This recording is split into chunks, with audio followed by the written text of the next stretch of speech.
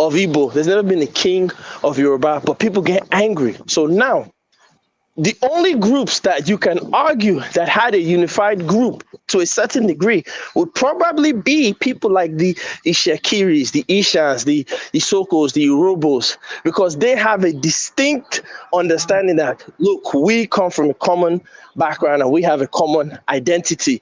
Unlike, so that is why, for example, in the history of that region, you didn't see Urobos selling themselves into slave trade.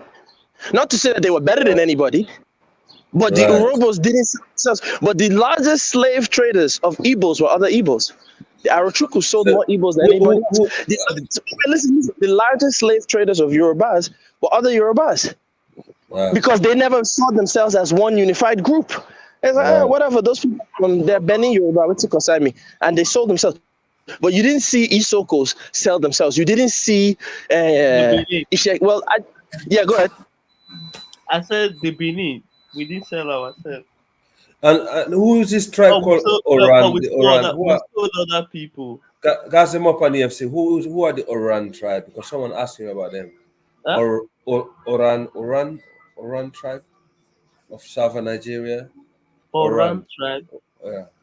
Well, let me see. If you can spell them, I've never heard of them. I don't know, but there are many groups. I don't know. There's so many groups in Nigeria that I don't even know. ORAN. I think they ORAN. They're from the southeast. Like I've never heard of them. Maybe they're Rivers. It might be one of those groups in Rivers State or something. But I personally have never heard of them. And again, even those people too. So like you look at Rivers State, for example. Excuse me. Yeah, you look at, for example, River State, you see these groups, they were unified. And that's why they never really sold themselves.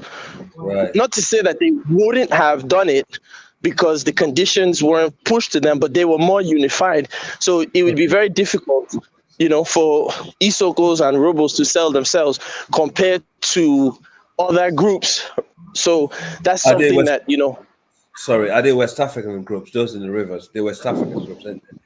Or they're more Central everybody's in West Africa. No, everybody's in West Africa. Yes. I thought so anyway, because they do look, especially the Ijos. When I see the Ijos, they look very West African to me. And the Ijos, the Yorubas, they look very West African. We say West Africa, but remember this. Remember, at one point we were called Western Sudan. So are we to say, is it accurate for us to call us Sudanese? Yeah, Western Sudan, very true. That's them up. Let me ask, in Rivers, do they speak multiple language there, or is just Ijo and Ikwiri? No, there's so many different languages. Some speak Igbo, some speak Ikwiri, some speak Ijo. And remember, Ijo is not one language. Like the Ijo they speak in Delta is not the same Ijo they'll speak in Ogun State. Not the same Ijo they'll speak. What about Kalabari? Kalabari. Yeah, it's a dialect of Ijo. There's different dialects of that same thing. So the Kabbalah, is it Kabbalah? Is it Kabbalah? Yeah, Kalabari. Because we have a town called Kabbalah in Sierra Leone, a regions called Kabbalah also in West Africa. These people, I know, but it sounds similar. Many of them, they were fishermen, and they are related. I would argue that they're related to the crew. I don't know if you know the crew people. Yes, we know the crew. These are people in Sierra Leone. Yeah, these are coastal. So this is why I say when Africans come and start giving themselves division, they're so stupid because it just shows that none of this is real. That's why when they come and say, "Oh, you're a Bantu, you're this," it's a stupid distinction. It's not real. It can't be real. The crew, our people in Sierra Leone, we're very close to the crew people, and also the crew definitely have ties to the Ijos. Because they're all coastal seafaring people. All of them. They're all water people. No. That's them up. Yeah, go ahead. That's them up is Isoko. It's not Ijo, it's Isoko. Who? Someone is asking if you are Ijo. I've only given them Isoko. Remember, Nigerians are mixer. So they don't know if I'm Ijo. They don't know if I'm Yoruba. Is that my sister Audrey came in the building, man? I've only told them that one part of me, which is Isoko. But here's the thing, right? So I'll prove it to you again.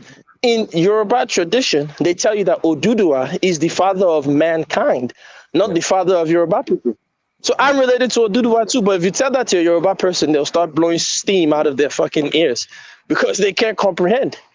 Well, It's there.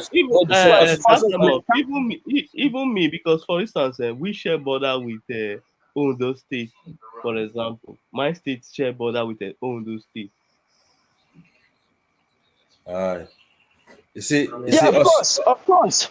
But you're from you're Benin now. You're from Old Bendel, should we? Yes, Benin, Edo State, yeah. So okay, let me ask you now. That is what is going on with the fight between the Oba and those chiefs that are saying Oba should not have power to remove them. What do you think? The thing is that the good thing is that the Benin people will always support the Oba at any cost. If he said he wants those guys gone, the people will support the Oba 100%. It is like that.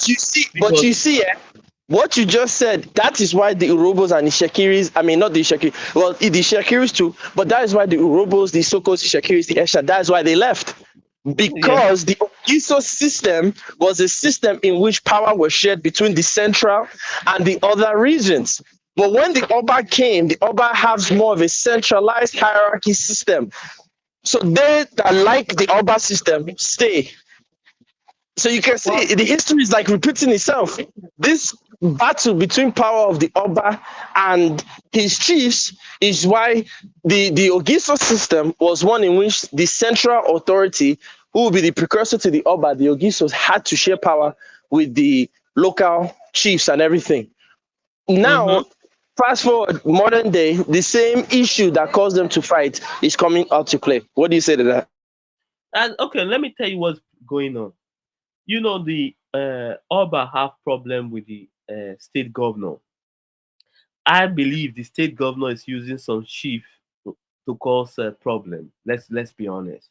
Because let me tell you what happened. You know, they are returning some of the stolen artifacts. So the governor was building a national museum in Edo State. It's under construction. He said the artifacts should be in those should be in the museum. But the Oba said this artifact belongs to the palace. It belongs to the Oba. That the artifact should be kept in the palace. So that was the issue. Right. That's very interesting. That's very interesting, though, isn't it? You know. So look at this out. Look at this. Yeah. I agree with the Oba because I will support, even though I'm pro Giso. The Oba is who we have, so I will support the Oba, right? Oba talk with, right? Cool, no problem. I will support the Oba. But at the end of the day, this is why I always tell South people, open your eyes. Are you telling me if those artifacts belong to the emir of Kano, they wouldn't have given it to him? Yeah, they would have. They would have. But Gasimov, can I tell you something very interesting, right? When Buhari came to England to collect those artifacts, right? Because I tell you one thing, right? The only reason why he got those things is because Buhari and the current King Charles, they're good friends. Go back to the years before he became king. Even now they're very good friends. You can see their body language when they're together, right? Okay. Let me correct you. The reason why Buhari gave those artifacts to the Oba, the Oba is a close friend to Buhari. Also, when Buhari when Buhari was in prison in Edo State, the Oba gave him a place to stay. So the place they imprison him belongs to the Oba. Wow. That is I agree with that. I agree with that. I agree with that. One second. I want us to one second. I agree with that also, UFC. But what I'm trying to say is about, listen, the British people have so many different artifacts in this country that they stole from all over the world, not just from Nigeria. And they refuse to give them away to this country. No, I know for a fact that the only is the British. No, I know already that there's a play. I'm trying to get to the local issue between.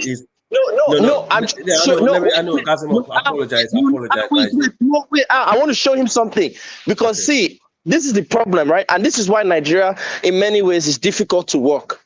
Nigeria is divided between north and south, right? And in many ways, northern culture of Nigeria is more closely related to Niger, Senegal, more Islamic based. That's their culture. Very so true. I'm only showing Nigeria first, right? Something that if these artifacts belong to the Emir of Kano, there would be no argument as to making sure he gets the artifacts.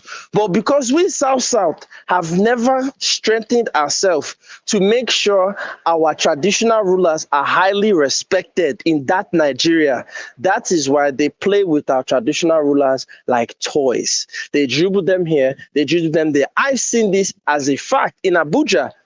I remember I was going on a plane in Abuja. I don't even know who this guy was. He was some alleged emir or some guy. Man, see the way all these people are running, shouting, kissing his ass. And I said to myself, I've never seen them do this for any traditional ruler in the South. Perhaps the Oba of Benin.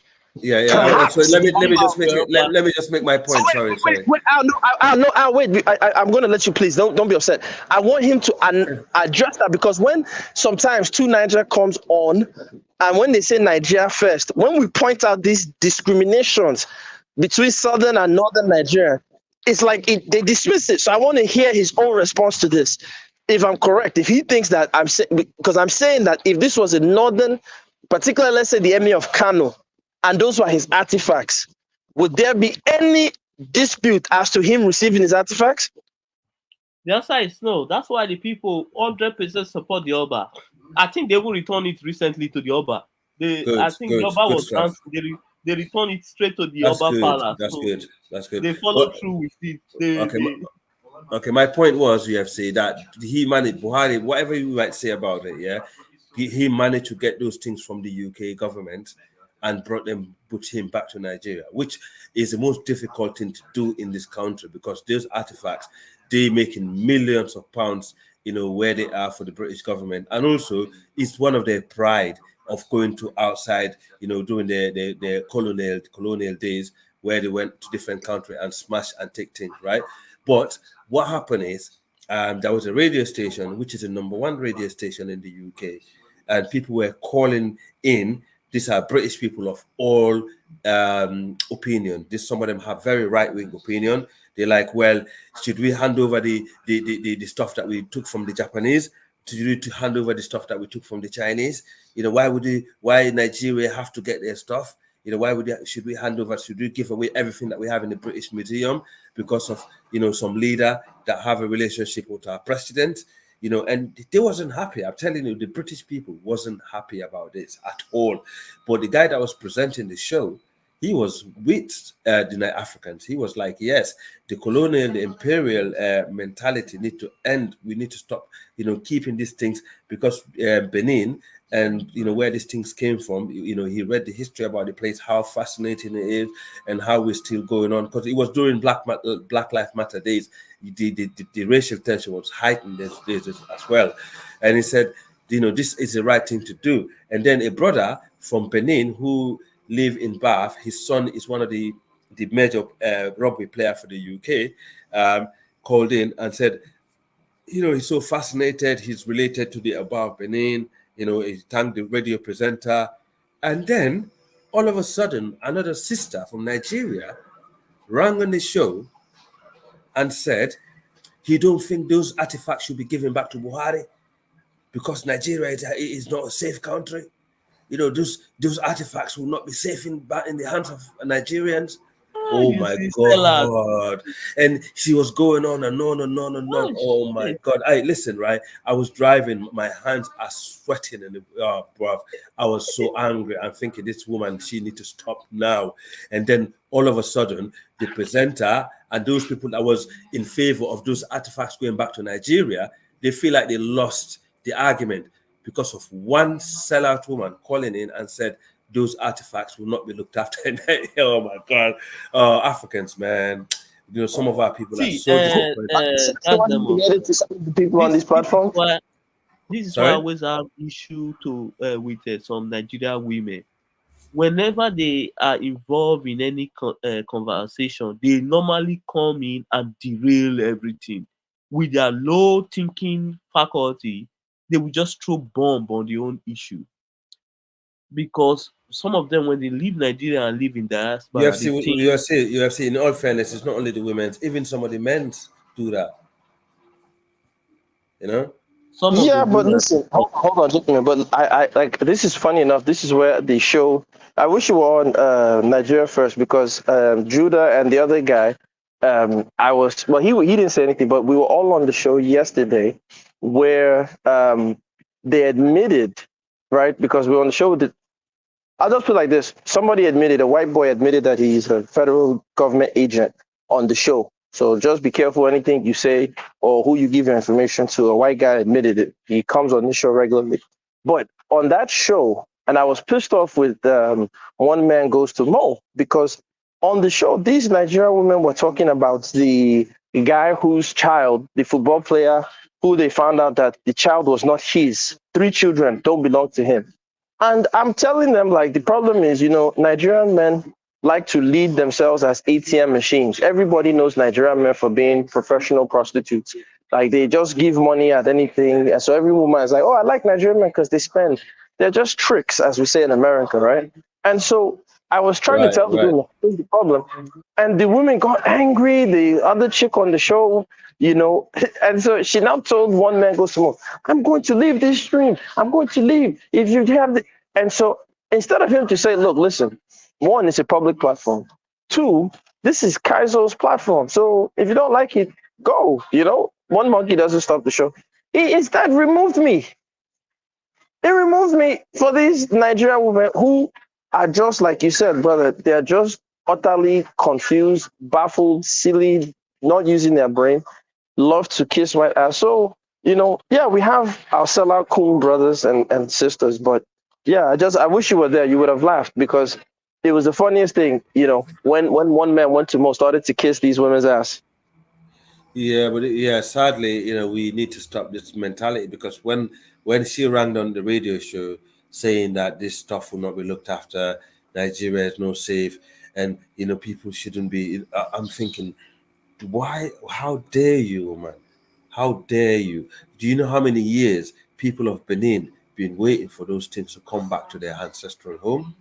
Things that have been taken away from these people, things that not belong to them.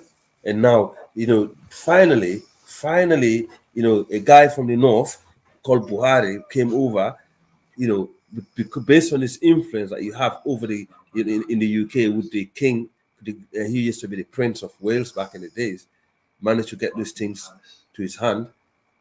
And you actually calling the radio show, which is the biggest radio show in the UK, more than how many million people listening to it at a time, and call in, and then you telling the people not to hand it over to them. You're from that part of the world. And thank God a brother from the Benin region said, listen, that sister that rang, she's one of the people that caused the destruction in that region for those things to be taken anyway. So please do not listen to her. And I thought, oh, okay, now I'm understanding. This tribal beef between Africans now is spilling in the Strait of Europe on their radio station. This is how divided we are. We might not like each other because of what happened in the past, but we need to get away from this shit, man. Well, like I said, brother, part of us doing that really will. I've always challenged, not you personally, but for example, I've challenged my Muslim brothers. When you guys see Northern Nigeria do haram practices, but try to hide behind Islam and tell, because I'm sure Nigeria first can tell you, if you're not a person who's open and you don't read the Quran, the things that Northern Nigerians will tell you is Islamic, man. You'll be confused.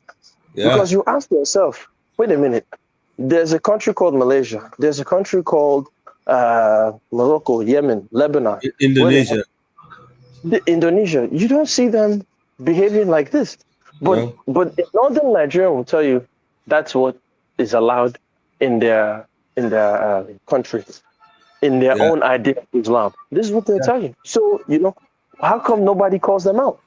That's them up. Listen, me as a Fulani, I had enough of the Fulanis in Northern Nigeria with the competition of Islam, who is more extreme and stuff like that. It's wrong. The kind of Islam that they follow in Northern Nigeria, we don't accept it in most of the West African countries. We don't think it's right. They go too far. killing Christians, because killing someone because they're Christian. Christian and Muslim always cohabited throughout history, and the Jewish. Jew, Christian, Judea, Christianity, and Islam. These are Abrahamic religion. They all come from the same roots. So us black people that adapted to this religion, we're killing one another based on, this foreign religion that came into our hands. It just make the people actually, or where the religion originated from, laughing at us like idiots, because they're thinking, right, we give. Because look at the average, Nigerian who believe in Islam. They probably follow the Islam the right way, but you got those scholars that go to the Far East. They go and read a couple of hadiths. They think, yeah, that's what the Prophet says. Or let's go and kill AYZ because they don't believe in our agenda. This is how Boko Haram started and destroyed the entire northern Nigerian region and displaced millions of people over the years. Now, don't get it twisted. Even before Islam, we had issues. In fact, I was listening to a brother, Shabaka Sanhaja, who actually was reading some stuff from the Moroccan archive, who was telling me about, he was talking to like a group, because I listened to his channel, where he's saying there was a Juju tribe somewhere in southwestern Africa who were trying to infiltrate between the Fulani and the Mandinka to have a war. And this is during Samori Toure, and where the Fullers had a massive contingent of military guys ready to go and face the Mandinka, to have a tribal war. But then Samori came and said to the Fulani, you guys, as our brothers, we built empires together, we done everything together, we're Muslim. Now, because of this Juju tribe, you actually want to follow them for us to have a war? Is that what you want? And then the Fulanis actually look left, right, and center. They thought, this is actually true. Actually, all this information was given against the Mandinka might not be right after all.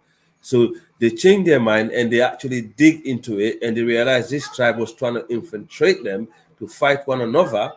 So what they did, the Fulani Mandinka joined hand and they went against the Juju tribe and they crushed them and they took their territory. And I believe this territory is one of the areas happen to be where Ivory Coast is today and Burkina Faso. And Burkina Faso, where Burkina Faso is currently, in fact, the Burkina Faso, the Mossi Empire, is one of the empires who rose underneath the Mali Empire and helped to destroy the Mali Empire. Anyway, since then, if you notice, most of the people that ruled Burkina Faso are from the Manding people, not from Burkina. In fact, Traore that you see today in Burkina Faso is not from the Burkina Bay. It's a Manding from the West African region. And the guy that was there, Thomas Sankara, he was a Fulani also. So, and if you look at Ivory Coast, was taken away by the Manding people. Liberia was under the Manding, so all the way to Sierra Leone. So sometimes we might think the religion is our problem, but sometimes this foreign religion has also unite some people, but sometimes the foreign religion also have divided us. So there's no magic bullet here. No, of course not. I'm not saying, look, Islam is a beautiful religion. I'm not saying that Islam is this, terrible thing. Like I said, I read the Quran. I love the Quran. It's a beautiful book. My issue is that, like you said, you have one African, say he studied Hadith for 3 hours, come back to Nigeria and look at everything that his people do, traditionally or whatever, no tolerance. And I tell Muslims all the time, the Prophet's uncle, Abu Talib, who protected him, he was a pagan. Yeah. He never did Shahada. Yes. So without a pagan that you're ready to stone and kill, without a pagan, if you didn't have a pagan, there would have been no Islam that you know today. Right. You should be more relaxed, more humble, more chilled, but they don't take that approach. They take a very aggressive, no. So when they take that approach, they turn people off. They don't have an understanding. That's why it's a very Wahhabist mentality. And even the Wahhabis. Oh, you're right. You are so right there. Absolutely. No person in Malaysia, Indonesia is looking at Islam like a Wahhabist is. But in northern Nigeria, in order to be second-class Arabs. I call them B-Rabs and G-Rabs. Yeah, this is what they are. They're B-Rabs and B-Rabs pretending to be. Arab. Yeah, so I they like that. I become. like that word, bro. I like And that word. they And some of them look. Let me bleach tell their you, skin as well. We'll let me gas tell them up. you. Yeah, Some please. of our people Listen, bleach their skin up you there know as they well. call. There's a group in Nigeria. You can Google it. They call themselves Shua Arab. Yes. SHUWA Arab. Yeah. These people are not Arab at all. As a No. matter of fact, if they went to any Arab country, they would be enslaved quickly. Big But time. but this is the madness that's going on. So my thing with the religion, I'm not saying that Islam. I'm saying I find it highly depressing, right? That a black Muslim would throw away his entire culture, but a Bangladeshi, you'll still see them do their Bangladeshi ceremonies. They still have their Bangladeshi script. You will see Yes. a Pakistani will still celebrate his Pakistani thing. The Islam in Pakistan is not the Islam in Afghanistan, and they're Yeah. right next door to each other. Absolutely. You're right there because See what I'm that's saying? it's only yeah.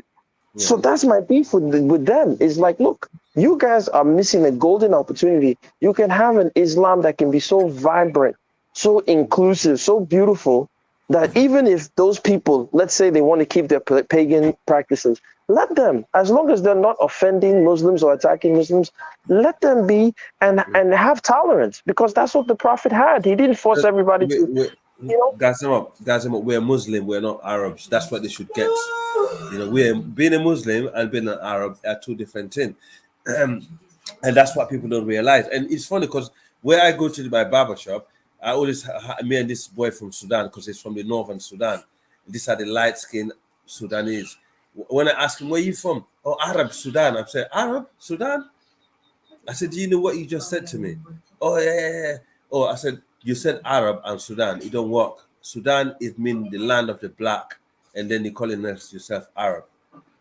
And then all the other dark Sudanese guys, they actually love me in that barbershop because I always expose him with his weakness and his feeble mentality thinking because he's a light-skinned guy, he's a Muslim, right? He followed the Arab culture that makes him Arab. And his tribe are the people who actually are the allies to the Middle East who are currently causing all this chaos in the country. And every time I go there to get my boy haircut, I always expose him, and expose them because the extremists, of Islam, this Islamic extremists that we have today, are the reason why Africa is actually suffering with all these dramas that we have in the Sahel and even in Sudan. But they fail to see it, right? Just because you're a Muslim doesn't mean you have to support these people. We had our own Malikiya and Tijaniya kind of Islam in Africa that we practiced from day one. We shouldn't change that for any Middle Eastern person. Which those extremists are trying to destroy. Those extremists are trying to destroy that. They're trying to destroy it. Those I think in Mali, right? Those universities, they're trying to burn them. We've had Islamic schools for thousands of years, and they're trying to destroy it in their bid to be Wahhabis. Yes, and that Wahhabism is nothing. I would never, me as a human being, I will never touch it ever. And it's everything I stand against. And don't forget, a lot of people in the Sahel, people don't understand this. A lot of people, even if some of the Fulani in the Sahel, they don't believe in Islam. They're animists. These people are animists. There are loads of animists in the Sahel. In fact, of course, they still believe in the old tradition. And some of them actually do not want any other religion other than animism in the region. But the reality is, we have people that have been brainwashed over the century, and some of our scholars also that come to the region. That's why government should actually be putting a tap on these people, and also some of these churches that have been opening up in Africa.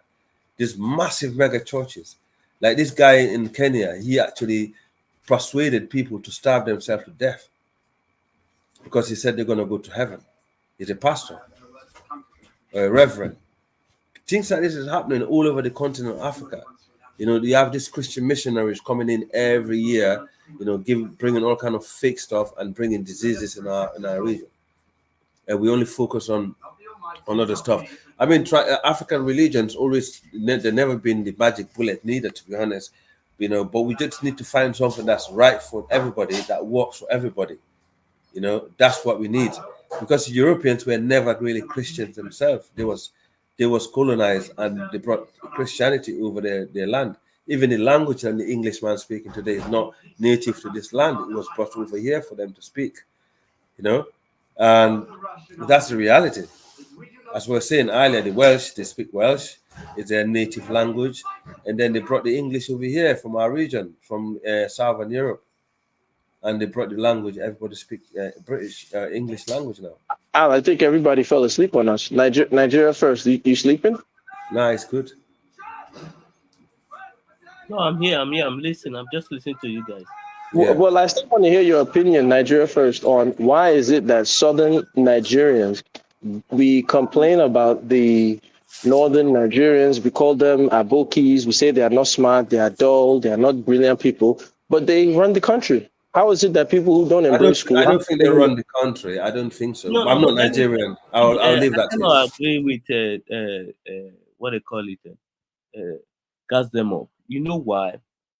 The North, no matter their differences within their different location, when it comes to decision concerning their own people, they normally come together and decide the direction they want their group, they as group to go to.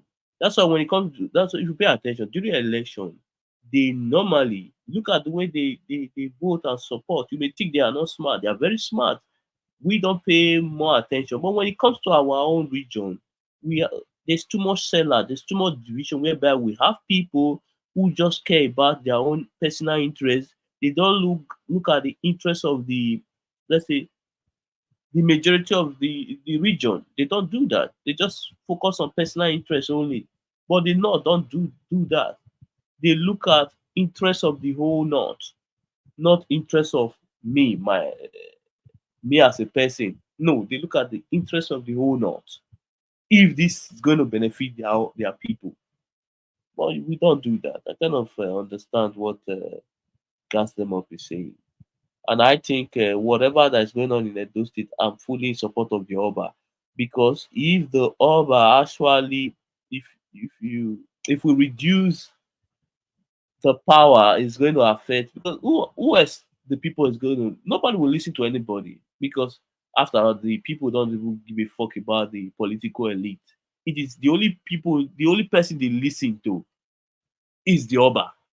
When you downgrade this power, it's like what's next? Nothing. Nobody to listen to. It will be chaos. That is the only person. If all the cultists are fighting in Edo State right now, is the only person that will call them to order. They will listen to. The governor cannot do anything. Nobody, except the Oba. That's why I was telling how I said the Nigerian government, they don't actually use some of these traditional leaders. They actually have power. Some of them can command people, and they will actually listen and follow through. But you see, they don't make use of all these people. For instance, in the north, the people respect the Sultan of Sokoto. I believe the Sultan of Sokoto can actually play a major role in resolving the issue of bandit and the rest in the north. If the government actually ready, they are serious in solving the issue of insecurity in the north. You understand me? I agree. Make the area of Kanu, make him the chairman of whatever you want to create to settle the thing. You know, give him time to do it. He'll come back with a positive result. But we are not willing to solve most of these problems. So let's Yeah, just avoid. yeah, it's a very difficult one, and the thing is, like the Boko group is not coming from the house out of the Fulani, it's coming from the Kanuris, and also some of the Kanuris emirs can be brought in. I believe like it can be solved easily, man, easily. That's why I was asking my Hausa brother Zango the other day when he was here, because he's Hausa.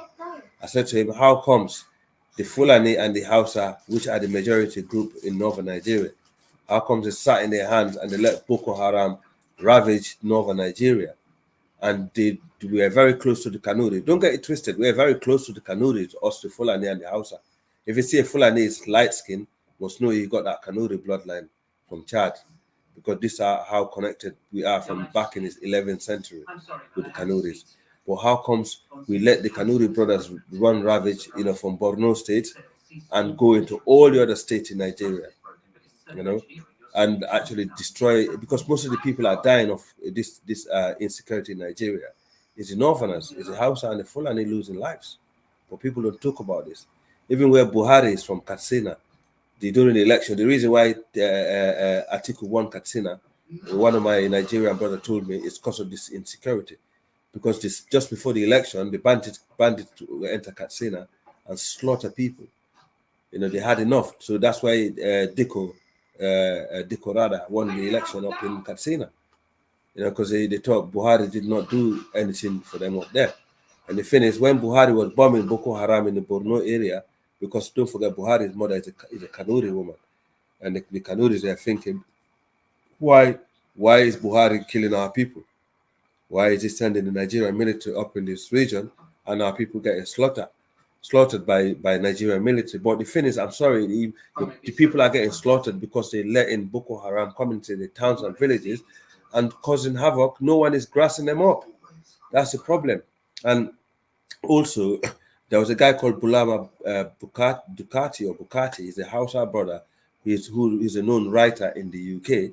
He also came on the radio station that I mentioned earlier. He said the reason why the Boko Haram gained popularity in northern Nigeria, he said it's because of the Nigerian military. He said 70% of the recruitment under Boko Haram was done because of the way the Nigerian Air Force was pounding Kanuri towns. They feel like injustice were done to them by the Nigerian military. So can you imagine these people mentality? They don't understand this. The Nigerian government is fighting war against a serious terrorist group, but then they're worried about their people getting killed. I understand where they're coming from, because they feel like the killing is indiscriminate, they're just killing anyone from that region, thinking they're all terrorists. It can cause a bit of a lack of cohesion in the area, It's a difficult war, brother. It's when you have brothers of your own that pick up guns and fight in your own people that you live together with for centuries, you don't know where to start. I can see how ill Buhari was during his time, because 1 minute he's fighting his own people, and his own people are telling him you're not doing things right, and the people in the south are saying, how comes you letting these guys come into the country and slaughter people? But not for Demko, brother, because as I said before, he's not a strong man. He never was a strong man. During the time of Abacha, who was a Kanuri, Abacha would have there would never have been a book or anything. They would have just been glass, because you have bombed them with so much firepower and heat. All that sand would have turned to glass. It would have been a beautiful graveyard. You understand? But what happens is that, you see, let me tell you the truth. The Nigerian apparatus, the Nigerian political elite, they all silently agreed that they would slowly weaken the military. Recently in Nigeria, in Abuja, I believe, Banex, there's a plaza called Banex, they beat up some soldiers. And so when they beat up these soldiers, the soldiers came back and now they shut the plaza down. But the fact that they shut the plaza down is not the issue. The fact that they had the nerve to even beat the soldiers. Again, during the time of Abacha, you wouldn't even think of sneezing in the shadow of a soldier. Talk less of raising your hand to beat a Nigerian soldier. So what has happened is that the Nigerian military, particularly the soldiers, have been weakened, because that was the only check and balance that could have kept the Nigerian political elite under some fearfulness. But they purposely made sure that they were not funded properly. So now you can see what is going on with the Nigerian elite and their soldiers. So they've destroyed it. Yeah. No, Buhari was getting. Listen, Buhari's wife admitted the guy have been suffering with trauma. Remember, the guy, he went to war in the Chadic War, and he went there with his battalion. He came out to be the only man that survived the war. That man should have never been the president of Nigeria at the first place. You just got to look at the man, you can tell the guy is suffering with trauma, man. So, and in fact... But listen, my brother, as a Nigerian, and this is the truth, let me tell you the truth, You are of Muslim background and you're from Sierra Leone. The truth of the matter is, because you are a Muslim background, you can come to Nigeria and get more access into Nigeria than me. See, yeah, Well, you can get more access. No, wait, that's what. wait, hold on. I want you to be empathetic to what I'm telling you. Yes, You, as someone who is not originally from Nigeria, but as long as you can put on a kaftan, as long as you can speak some Fulani, as long as you can have some Hausa conversation or Kanuri conversation, and you look the part, you will get access in my own country that I'm from than me and Nigeria first will ever get. That's just a fact. that is wrong. That is wrong. I don't know why they have this mentality for, because I will give you a good example. In Sierra Leone, where I'm from, we are in Sierra Leone, we are the second, no, sorry, we're the third largest minority groups in Sierra Leone, ethnic group. With other tribes, we are the third. Right? We are not the only third. I think there's other three tribes that came third. But the first is the Mende and the Timini. Then we came third with other ethnic group. But I tell you that now, I will assure you, in Sierra Leone, we are very religious tolerant. In fact, Sierra Leone is the second most religious tolerant country in the world. Right? I don't care about the religion or the tribe that you come from. Yeah, That's the but last thing. Yeah. Listen, I'm not saying you do. See, I don't want you to get defensive and position yourself. This is No, not a talk about you. no, What I'm no. saying is not I about you. I am The coming. I the am coming. issue the I issue am coming. is that look, listen, we know the right thing to do. Unfortunately, it's not done in Nigeria.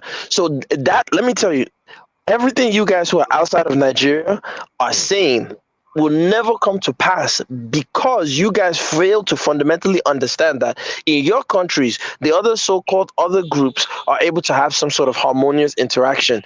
The Yes. other people in Nigeria who are not of Fula or Hausa or Kanuri extraction, they Yes. feel aggrieved, rightly so. But then Yes. also, like you said, if you go to those regions in northern Nigeria, they're the ones suffering the most from the banditry. So they too are also aggrieved. So it's Yeah. confusion upon confusion. That's just what it is. Yes, it is. That's the right word for it, to be honest. And also, they don't understand, if they don't know other way around it. If they don't know other how. If, like, for example, if they were to go to other countries, they realize countries where tribes get on, people of different religion get on, tend to live more happier. Do you think they will continue to live like this? No, of course not. Listen, if Nigeria was a country that understood what it's supposed to do, every Nigerian, every West African would see that country as a place to enjoy. Yeah. And listen. I want this mentality to change. Anytime I speak to my people I know in Nigeria, I always basically trying to emphasize on how people of Africa should always be treated the same. Because I know how they think about the other people. The one thing I come across, I noticed though, however, us the Fuller, I don't know why we have a very soft spot for soft. Um, we have a very soft thingy for Yorubas, because I don't know why, but because I think it's because we lived with them for a long time in the sub region over the years. We do have a very good relationship with the Yorubas than the other tribes, but if only if that will reach out to the other tribes like the Igbos, the Ijos, and so on. I think even the Ijos, I think, if I'm not mistaken, because I actually have met few people from the Ijo ethnic group that actually have a lot of good things to say about the Fullers. But the reality is, as you said, that the truth cannot be taken away. That the mentality of those in the north is actually one of the reasons why Nigeria is where it is today, and that needs to change. If they don't change the mentality to say, to see the Southerners as different to them, it's quite disappointing actually for me.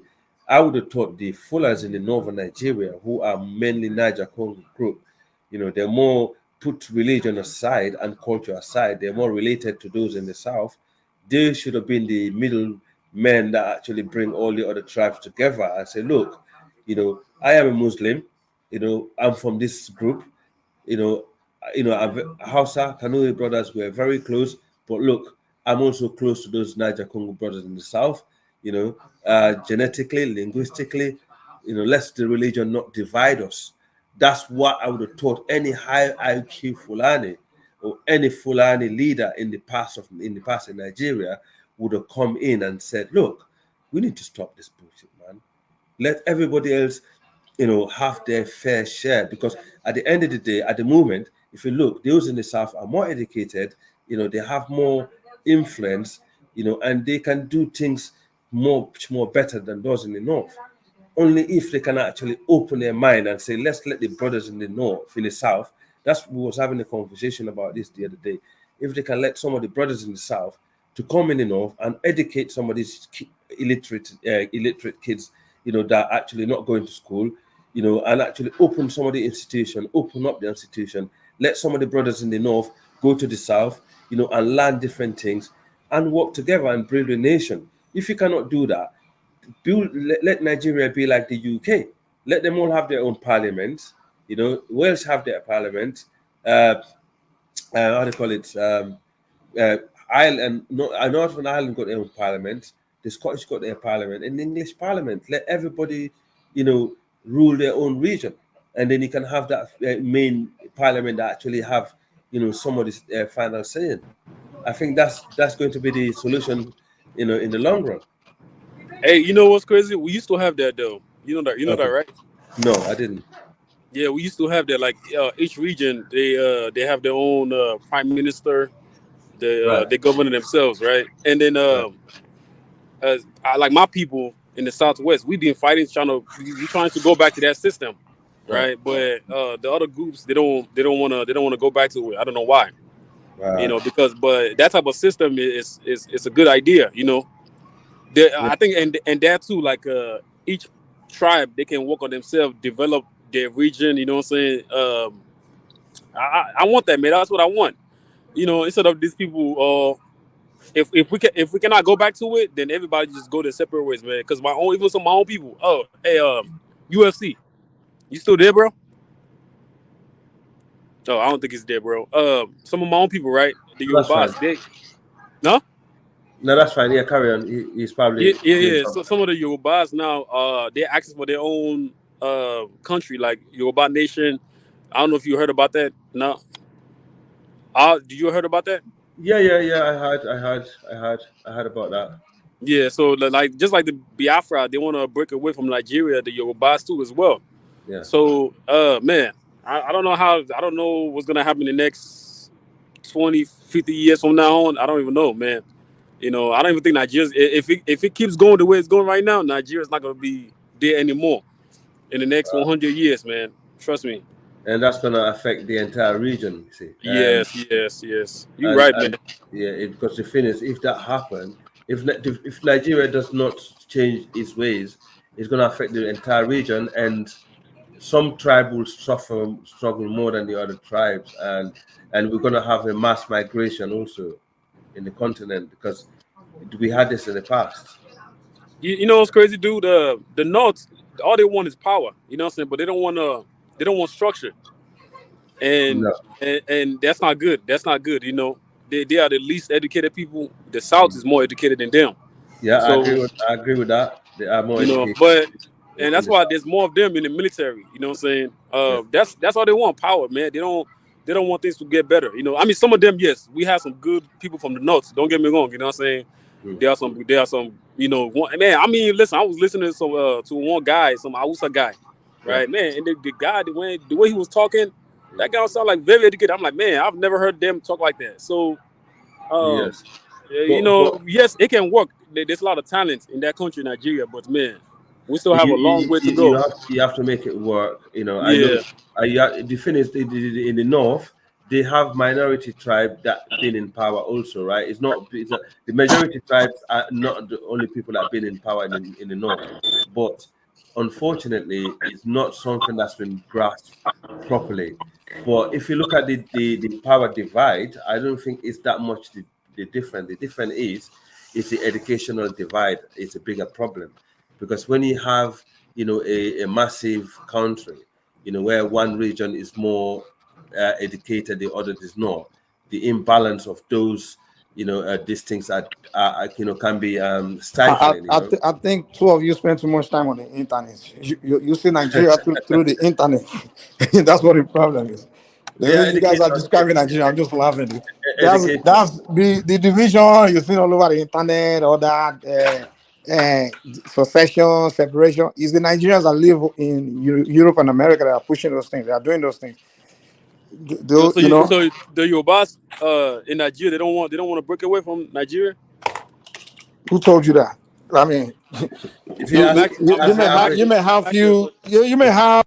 I mean, like hold on. The idea is there, kind of, but it's not like the way you see it on on the internet. It's not like the way you see things. It's not the way it is on the ground.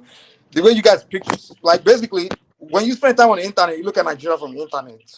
The perception you have regarding secession, crime, all the craziness, it's just not the reality on ground, dude. It's just not the reality on ground, I'm telling you. It's far from the reality on ground. Because, Mike, you're right in some way, because if you ask an average Yoruba man from Kwara State, if you want to divide Nigeria, he'll be laughing at you, because he'll be like, what are you talking about, division? No, it's not really like, if you go to any country, hold on, let me say this. If you go to any country in Africa, if you ask the guys who gas them up, want to come up, let him in, please. Huh? No, gas them up, want to come back up. I'm talking to Kaiser, one man. Yeah, so if you go to any country in Africa and you go talk to all the even if you go to Ghana or any other country, you start asking the local ethnic tribes, like, hey, do you want to break away from Ghana? They're gonna tell you yes. What does it mean? Is that the real movement on ground? No, it's not.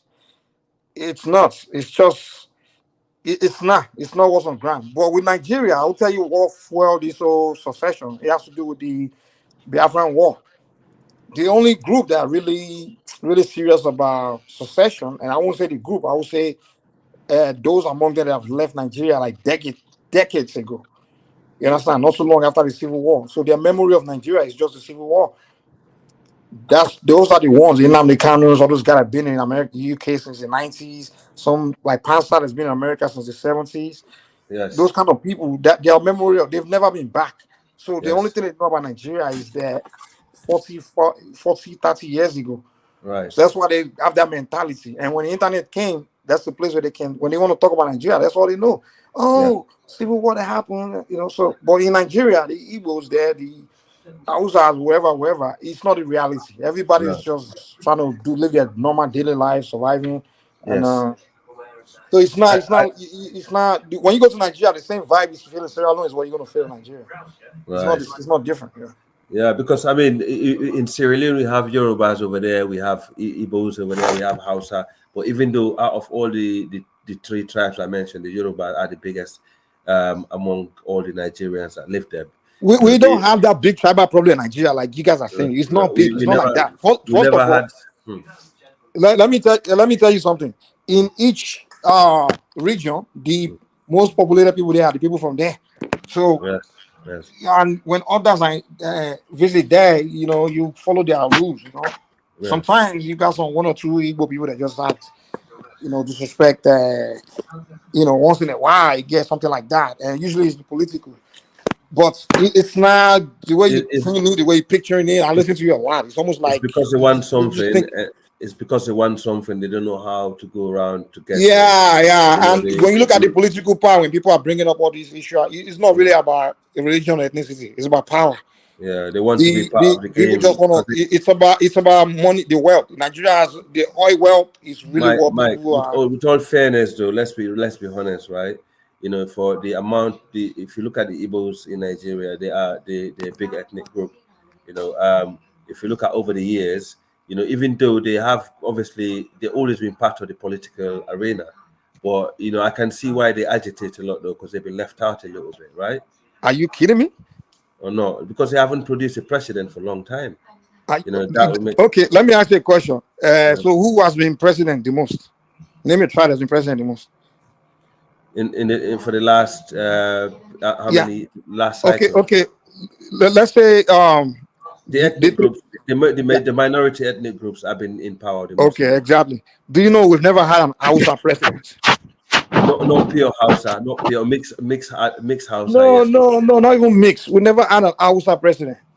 No, we have. And secondly, hold on. We have. Buhari is mixed See, Hausa. stop going by this propaganda online, and we not, left out. The Eagles are not saying they left. They are not left out. Okay. Listen.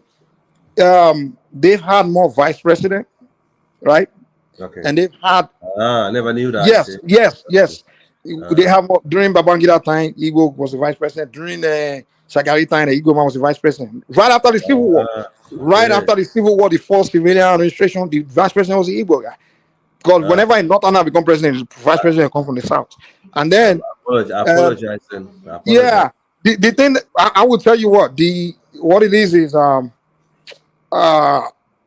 after the military era when we became when it's 1999 when the democracy came, everybody was expecting that the military would come back. So most people were not showing interest in politics like that. And also remember, the first Obasanjo was the ex-military guy. So we were thinking when he leaves, there's going to be another coup. We're all expecting coup. So a lot of people were not really participating. Even so many Yorubas were not really participating. Yes. So the Tinubu just happened to be, he's the only Yoruba civilian that's really came on to participate, you know. But he's not the only Yoruba man though, because Yorubas are always Yoruba and Fulani. Let's be real. Okay, let me ask you a question. How many Yorubas are always playing the game in Nigeria though? Let me ask you a question. How many Yorubas have been president of Nigeria? Two. Okay, so since 1960 and two Fulani. Okay, since 1960, right? Yeah. When did the Yoruba man become president? The first Yoruba president come about since 1960, since the country was created. Is it not Obasanjo the first one? Exactly. So, and how did he become president? Was he not but he's because the guy died. He was the vice president. He became president, right? Okay. And he's just the only guy. Before he's been the only president, the only Yoruba man has been president. No one else. So Nigeria is a good place for minority tribes, really, when you think about it, right? No, it's not really. No. Who has become who has become president is not really because of their tribe. It's just their positioning. For example, when Goodluck Jonathan became president, he's an Ijaw guy. It's not like Ijaw people have so much. He just happened to be in a position to be president. The same thing with Abacha is a Kanuri. He just happened to be the military guy that was on top at that time. He became president. He's not. There's never been someone becoming president because of their tribe. He's never been that way. It's just the circumstances. The person ended up being president because of his situations that just led to what and he ended up being president. So you're right. It's online propaganda. You're right. Yeah, it's online, but no one left anybody out. No one has ever left anybody out. It's everyone. In fact, the people that's been most participant and most dominant in every administration has been the Igbos and the Yorubas. See, if you look at most of the tribe that produce most ministers, most vice presidents, most government officials, they are always the Igbos and the Yoruba. The most Senate president, all those things. The last VP was a Yoruba brother. Exactly. So the two tribes. In fact, let me tell you this. The two tribes that dominate every industry in Nigeria, every industry and every sector, even in politics, when we break it down by tribe, is the Yorubas and the Igbos. So the Igbos, when they come online, put their emotional blackmail, it's because of the succession game, the Biafran game. That's what they're playing. So how can you marginalize a highly populated tribe with millions of educated people? They are so powerful in Nigeria, dude. The Igbos and Yoruba, they are too powerful in Nigeria for them to be marginalized by anybody. Yes. And the reason Obi lost, the reason why I was in the last election, the number one reason why he lost was because the way they play their politics. Yeah. First of all, they spent. Check this out, man. When Buhari became president. Come on after me. Yeah, I think UFC. UFC. Yeah. UFC, can you meet, brother? Yeah. Let me mute him. So. Let me tell you why Obi really lost terribly. Yeah. I mean, I won't say lost terribly. There are two reasons. One, because Atiku ran, both of them took each other's number. That's one. They were both on the same party. They ran and split their votes. That's one. Number two, the entire time Buhari was in office, Igbo people have this bad mentality. When they have problem with a politician, they go after his ethnic group or his region. Yes. So the entire time Buhari was in office, they were just insulting the Fulanis and the Northerners. Yeah, Yes. I won't say. Let me be fair. I won't say it's the old Igbo. They have a movement called the IPOB. All those guys. Right. They were Right. just. It's like every day you see them kind of broadcasting on the internet, just calling the Northerners all kind of stupid names, just insulting them. So Do you know, Mike? Do you know my cousin saved him from being probably taken out? That in Kanu in London, because he used to live not far from my cousins. The yeah. man. So what happened was yeah. So how? Check this out. So he was doing all that stuff, and then the politicians from his tribe and the elders, they will be defending his actions. So that kind of give a signal to the North, like, okay, you guys are all sharing the same sentiment. So guess what? When the election came, you think they're going to vote for the guy from there? And even when Obi was running, the Northerners, the journalists from the North were asking him what he thinks, what's his opinion about these guys, hypo. He was even defending them. So do you think they will now vote for you? No. Exactly. So you play bad politics. So now who's marginalizing anybody? Yeah, no, I think Nnamdi Kanu played a very big role of not letting him win the election, and the IPOB. I agree on that, definitely.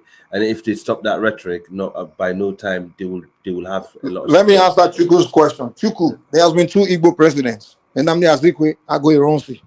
There's only be 1 Yoruba president. We'll just have our second president. In fact, Tinubu is the first Yoruba president because Obasanjo doesn't count. He was just a military guy. They just, pretty much Yorubas he's not really our candidate. So no other tribe. It's not all the other tribes.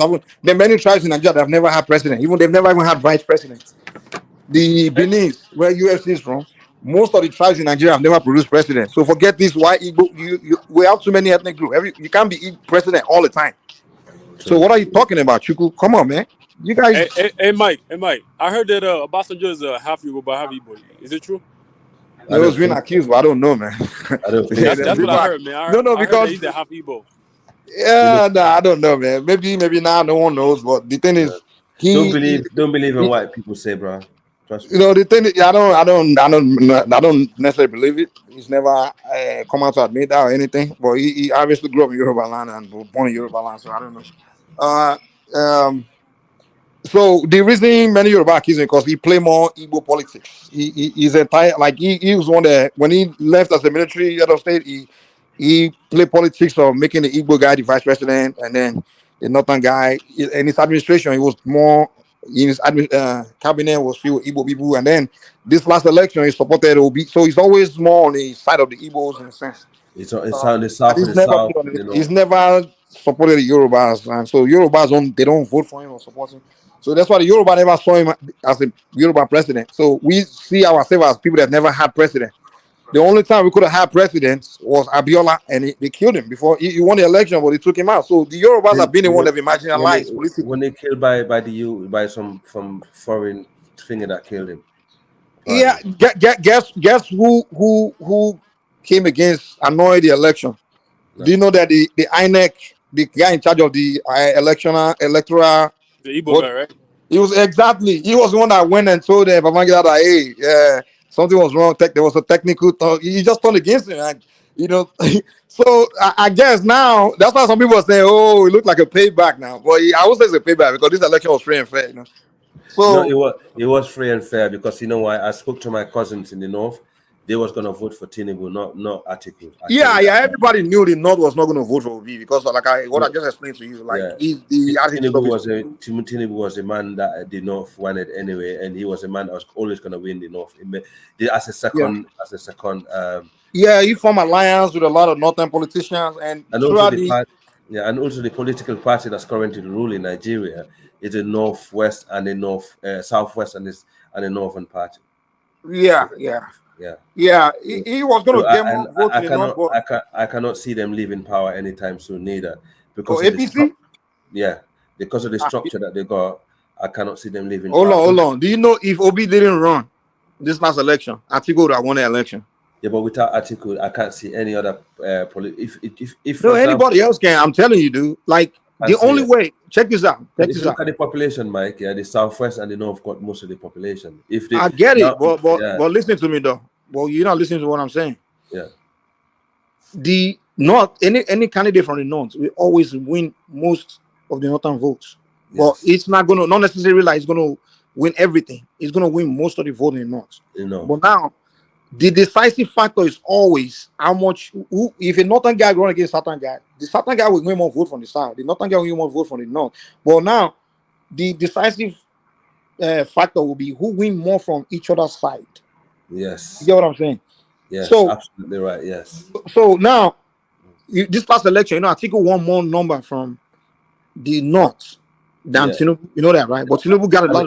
Obi didn't get shit from the north. But Tinubu and APC knew that anyway. He's gonna win most of the vote. But wait, let me land where I'm going. Yes. So, Atiku won more vote from the north, but Tinubu got a lot of votes in the north. But now, in the south, Tinubu happened to get more vote than Atiku in the south. But now, why? If Obi didn't run, because Obi's people, the Igbos, they usually just anti-Yoruba when it comes to politics. They normally vote for if Obi didn't run, the Igbos would have voted for Atiku. Right, okay. And Atiku would have won that election. Right. But Obi decided to run. So all the vote Atiku could have taken, Obi took it. So that's why Tinubu won the election. Yeah. Is it because the Igbos a lot of them are in the north, like the business people, and they got that alliance there? Or hold on, let me tell you how it is. Ethnic alliance, when I say business alliance, basically. Yeah, like a cultural alliance. No, let me put it this way. Let me say Nigerian relationship. Okay. Culturally, Igbos are more aligned with the Yorubas. 100%. 100%. But politically, they're more aligned with the North. They've always been that way. Exactly. Because politics is business. Business is politics. Yeah. Because the way Igbo people see it is, they know that the only competition, they always see Yorubas as their competition in everything, in education, business, but that's all tribes, entertainment, everything. Yeah, they see Yorubas as their competition. And they always want to. Igbo people have this mentality that they have to be number one, and whoever they see as a competition, they always Mike. But that's all tribes. That's not just Igbo. You can understand why they like that. No, but they're doing a more ridiculous sense, though. Like every other tribes in Nigeria don't do that. Like they don't necessarily see their tribe. They when their tribe do what they're proud, but they don't see it as we are competing. They don't. For example, Yorubas don't do that. Like. Yeah, they don't go out trying to marginalize other people just because they want to be on top. They don't do that. Right. Like in Nigeria, for example, when other Nigerians, like let's say Nigerian businessman open a company, big company, he's not thinking that company is for his ethnic group. You see that it's just his company. So when he wants to employ people, like Dangote, for example, most of his employees are Igbos and Yorubas from the south. He doesn't see it as this is a Fulani oil company or Fulanis. Yeah. He doesn't. But when an Igbo man open a company, he just see it as an Igbo business and only employ Igbos, and that's what they do. That you see a market, it's all Igbos in one section. Just they only hire each other and work with each other. That's what they do things, and they start working against other ethnic groups. They're very tribal in their politics and game and trade, everything. But everybody else just don't do that. We have our mayor in Freetown. She's Yoruba. Yvonne Akisoya. She's Yoruba, but it's only recently she found out she got a bit of Fulani in her. But she's Yoruba. She's one of those Yoruba that came to Sierra Leone during the 17th century, because they're still there in Freetown, in the western area. That's where the settlement is. You know that, yeah, Mike? Yeah. A lot of the people that voted her in is the people around the western area, like the Fulani, the Timini. Yeah. So the point I'm just trying to make is. So we always work with minorities, we always have worked with minority tribe, us the Fulani. And the point that Chance was making earlier, he's saying the EU prefer to practice regional system. Yes, I think that's a good system. Yes. But guess who is against it the most? It's the Igbos, bro. I heard it's the Igbos. Exactly. They've always been against that, bro. They don't want that, man, because it doesn't favor them at all. The only way they will accept it is if the South people agree to form a region with them, because it doesn't favor them. That's what we practiced before. They were the one that ended it. They were the one that ended it, because it doesn't favor them, man. Because because they're the one why doesn't it favor them? Why do you think it don't favor them? Do you know where Igbo land is? No. Maybe you need to look on the map, man. They are landlocked. They're like in the middle of they're landlocked. They don't share border with the ocean. They don't have a like the north is landlocked also, right? Yeah, the north is landlocked, but the north at least they're more unified. They're more like if we do regional system, for example, the entire north can go together. It says has more one. I won't say the entire north to be honest, because now the middle belt kind of like they don't see themselves as core north. But the north, they have like vast territory where they border other countries, right? They border Nigeria Republic, they border Cameroon, But the Igbos, they don't border another country, and they don't even border the sea. So they're landlocked. And also their territory is so small. Their population to their country is too big, man. Like their land is like the entire Igbo land is the size of one state in Nigeria. Like one state in the north, or your state in the south is bigger than is by the size of the entire Igbo land. So they are really like a small territory people, but with a big population. That's crazy. Yeah, so they are now spread out because their population is so huge. That's why they spread out all over Nigeria. They're all over everyone's territory, Yes. I noticed that because when I went to Nigeria years ago, I noticed there a lot. I remember my cousin told me that a lot of in fact, when I speak to him, he said that a lot of Igbo people in the north. They're everywhere. They're kind of similar to the Fulanis actually. They're quite spread out business people. They settle with other people and so on. Yeah, I mean, all Nigerians are everywhere. I think it's sad that we had a guy like Nnamdi Kanu who was spreading the on anti-Fulani propaganda rhetoric. That's really sad because that was bad, man. That's one issue I had with the guy. Like he was just nasty. I mean, if you want Biafra and have independent, I'm totally with them having their independent. But that's not what. What is Biafra, for example? It's them having their own independent. No, that's not what he's asking for. He's not Biafra is not the Igbo having their independent. What he's calling Biafra is Igbo land and the entire South. Wow. Like the Ijo land, the Edo land, the Shakir land, all the other people's land. That's what he wants. I'm like, dude, who the hell are you to be dictating like to other people what they are? So he's calling everybody else, But if he himself said the government told him like, hey, because the Nigerian government they ready to let the Igbo people just get the hell out because they've been like kind of like I don't want to insult them, but kind of like a nuisance to the rest of the country because there's the one ethnic group that caused the civil war, and they just have this anti-other ethnic group and always complaining. So the rest of Nigeria, even people the Northerners even approach the government like, dude, why don't we just allow Igbo people to just have their own country, just get the hell away so we can move on. Yeah. Because they create a lot of division within the country. But guess what? The moment people start saying, okay, let it go, their leaders will now come and say, no, we are big, we can't go. We are landlord, we have one night, we're everywhere, we got businesses everywhere, you can't leave. So they know they can't leave. Even the kind of said the government offered him the 5 Eastern State, which is the Igbo land, to leave. He said, no, we can't leave his South Side brothers. You gotta go with the South Side. So what the hell are you talking about, man? You want to leave, but when someone tell you to leave, and you're like, oh, actually, no, I'm not going to leave because I got my, stuff there. They can't survive, dude. They can't survive without other people. It's completely impossible. So he haven't done his people any favor. Basically, he just put his people into more bad situation, really, to be honest. And if it wasn't for him, I think his ethnic group would be much more in a better advantage situation right now. It's not just him. It's their leadership, their ethnic leadership. They don't have sense, man. I'm sorry. And they're more I think they're more individualistic people, where they don't have hierarchies and stuff like that. I think that's one of the reasons why they do well, also. But I mean, some this idea that they do well, like it's just to me is a kind of propaganda in a sense because Southern Nigerians, all Nigerians do well. I don't see how. I was watching Dinah's show and he's talking about the Igbos are the richest in Nigeria. I'm like, what? No. I think to be honest with you, Mike, I think Yorubas are very wealthy and educated. The Igbos are very wealthy and educated. Hausa are very wealthy and educated. And also, if you come out of Nigeria, the Fulanis are the most richest tribe in West Africa, in the sub-region. They have most of the. Are you talking about Nigeria? Or are you connecting all Fulani? No. from you guys all are over. all over the Yes, every in country. Sierra Leone, the middle class are the Fulani. In Guinea, they are the wealthiest tribe.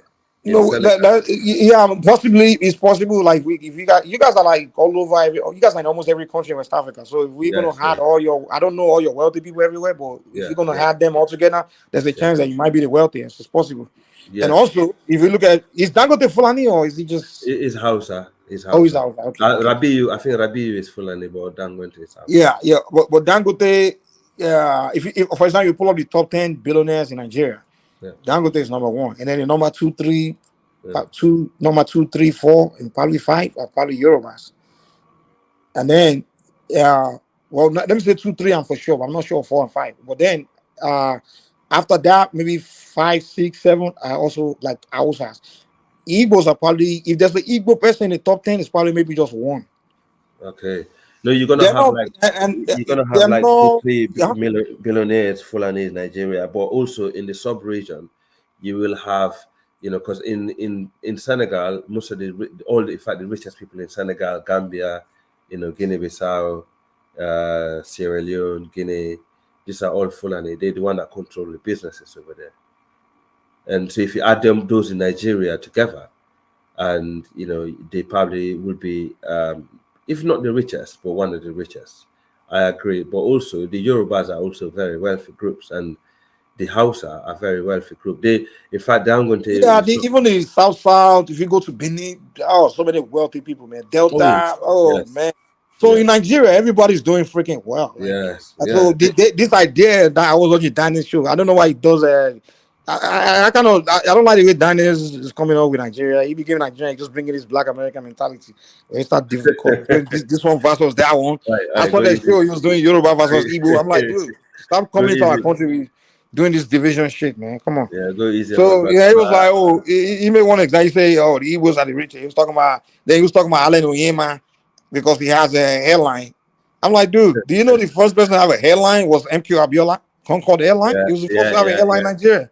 That's very He was true. talking about innocent models.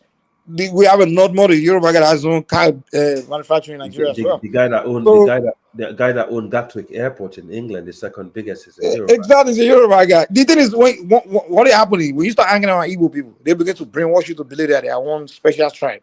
So what is going on with Danis is maybe he's making some Igbo friends.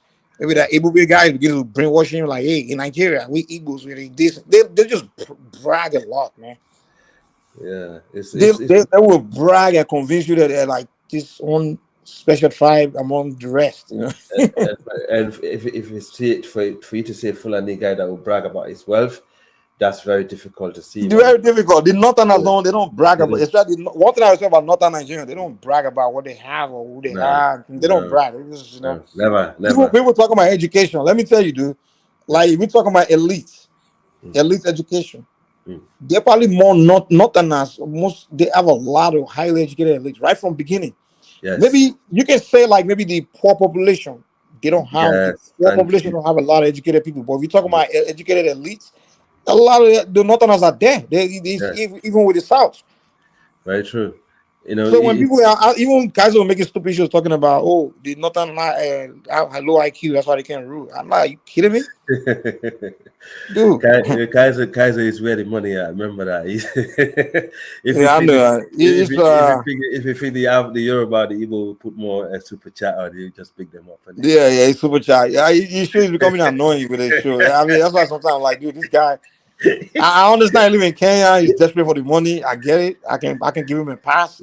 But he's becoming a little bit too far with it, man. Like, yeah, he loved the West Africans. That's where the money is in West. But you always think you call it dusty, but the money is in the West, right? Right, Kaiser. We West African rule the world, bro. We rule Africa. If it wasn't for West Africa, there would be no Africa, man. We managed to preserve this land and the cultures, and even we're the only people in the continent that wear our own clothing, bro. All the other Africans are westernized to the end. Right, Mike? Am I talking shit? Yeah. Yeah. I don't like doing all these versus them. I know, but is it not the truth though? Is it not the truth? And we're the only people that actually wear our own clothing in the continent. Name me one other reason. But the South Africans were. I mean, I want to say that though. I still think the whole Africa still has culture. I mean, the only thing I like about East Africa, they tend to, especially those foreigners, they tend to close everyone out. They just keep their shit to themselves. They don't let any outsiders in. But West yeah, I Africa, think they're more connected to the Middle East. So no, they that's don't. why. They don't. Apart from the Somalians, the others don't do that. They keep themselves to Who are themselves. the other? Are you talking about the The Ethiopians and? Ethiopia and the Eritrean, they keep their shit to But themselves. those people are very Arab-like, man. They're very mixed. So No, we have a lot of mixed race people like that. you have, you I mean, have, let me be honest with you, man. If we have to be frank with ourselves, yeah, I think people want us to say with success. I'm sorry to say this. yeah, very true. So a lot of time when we present this argument about people don't like black people, they discriminate against us. To be honest, I've grown past that. I've evolved because I used to think like that too, but I've evolved past that. To me, I just see it as it's not our color of our skin because the moment we begin to just advance all these things, Right? everybody gonna start rocking with it. In fact, Yes. if we become equally as advanced as the Europeans, the Chinese, maybe we'll start begin to the technology, which is not difficult. We just need to get serious. Everybody will be the most respected race of people. No, that's true.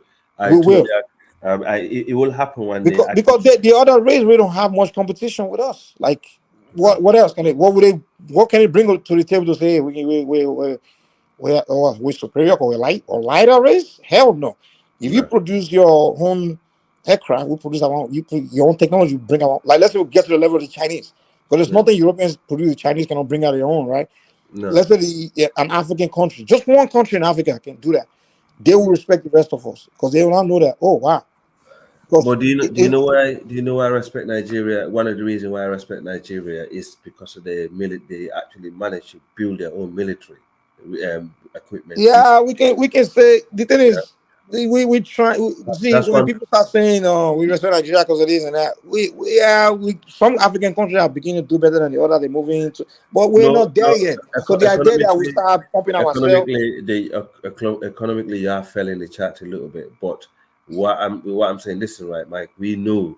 I will go back to our history. The reason why most of our empire fell apart is because we couldn't defend them. I know we have insecurity issue in northern Nigeria. That's correct. In fact, what I noticed is But I got a question. When you say fell apart, in what sense? To the hands of who? no, our empires that fell apart is to the hands of our infighting. Like Mali Empire fell because of the Musi Empire. Okay, I can agree with you on that. Our Yeah, infant. so, Well, yeah. the idea that we fell to the Europeans, I don't believe that, man. We always done. Listen, we done this. This is why I always say to this is Mike. Europeans want black people to leave them alone, so we can get on. So they can get on with their business. We can get on with our own. I always said this before. We need to just stop blaming them for every problem that we have and focus on our own shit. We are the downfall of our own problem. We fight one another. Exactly. When we start to build something, we always go to the next country next door that are trying to mess things up. Just like what I mentioned earlier with the Mali Empire. But, however, one thing Nigeria is doing that I think is really, really important and it's great they've been doing the last few years is trying to manufacture their own military equipment to defend whatever you're going to be building in the future. In fact, what I noticed really in the last year, the insecurity in Nigeria is actually getting better, not getting worse. Which is a Yeah, I good. mean, we're forced to start. We're doing our weapons Yeah, program. people are starting to see it. We started manufacture drones now and other things. Yeah, Yeah, it's we looking. are starting. I Yeah, think Nigeria is we taking the right step now. We beginning yes, our own science program. We yes, just we started it, and yes, I feel like the next maybe 10, 15, 20 years yes. will be kind of be catching up, or if not, I mean, no one can predict how fast someone can catch up because the Chinese within 10 years, man, they became very so it's possible because I don't think this all these science things is so difficult. It's just material science. That's what it is. That's it. To me, but I'm not gonna start bragging or No, I'm not pumping saying you anybody should. until we get there. Until we Yeah, actually get there. For now, yeah. I'll just say, hey, let's Well, because you're I heading see to the right this guy direction. pumping on the show. Nigeria. I'm like, dude, chill out, man. We don't need we don't need to be, shouting and all this stuff, man. Because then you're giving all these haters Information. to Yeah, come on and start insulting us, yeah, not really true. Because And those guys, I've never seen people that hate other black people's progress and those I FBA don't, people. I don't know why though. It's like, come on, man, you actually West African. But you know what? Anytime you got West Africans, you can tell they're West African descendant. They're so hot temper like us, bro. When we get together, it's all wars. It's like, come on, man, we all the same people, bro. We came from the same ancestors. Just chill out. Let's build something together. Stop fighting one another. But they're so angry at black people. What? Yeah. Yeah. I would tell you, man. Yeah. I'm not saying end your desire for this unity, whatever.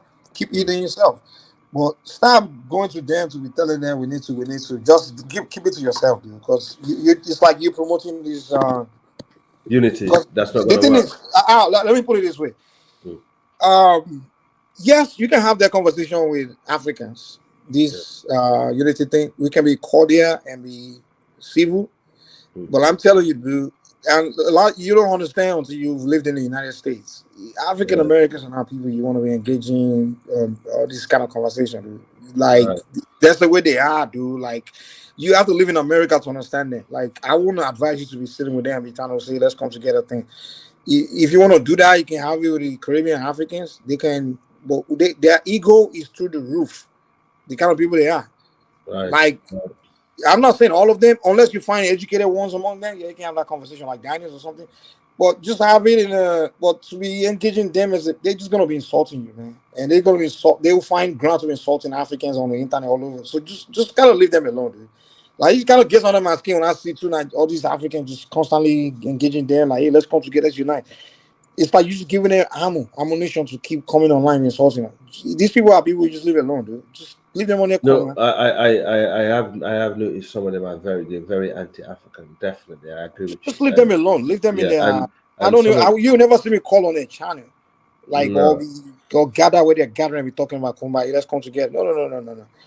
Even back in the days, I did something like I kind of like when the YouTube first came out. Yeah. Let me tell you what. When YouTube came out, right? When YouTube started with all these online things. And I saw like you remember in the early days of YouTube, people were like black people were kind of like connect. It was usually like UK people that were like coming online, doing ethnic tag, like you see Jamaican and Nigerian friends come online and say, oh, let's do ethnic. It was friendly, like everybody was getting to know each other. Yeah. I was like, wow, this is cool. Like I thought it was cool. Like people just share culture. It was very civil, very civilized. Yeah.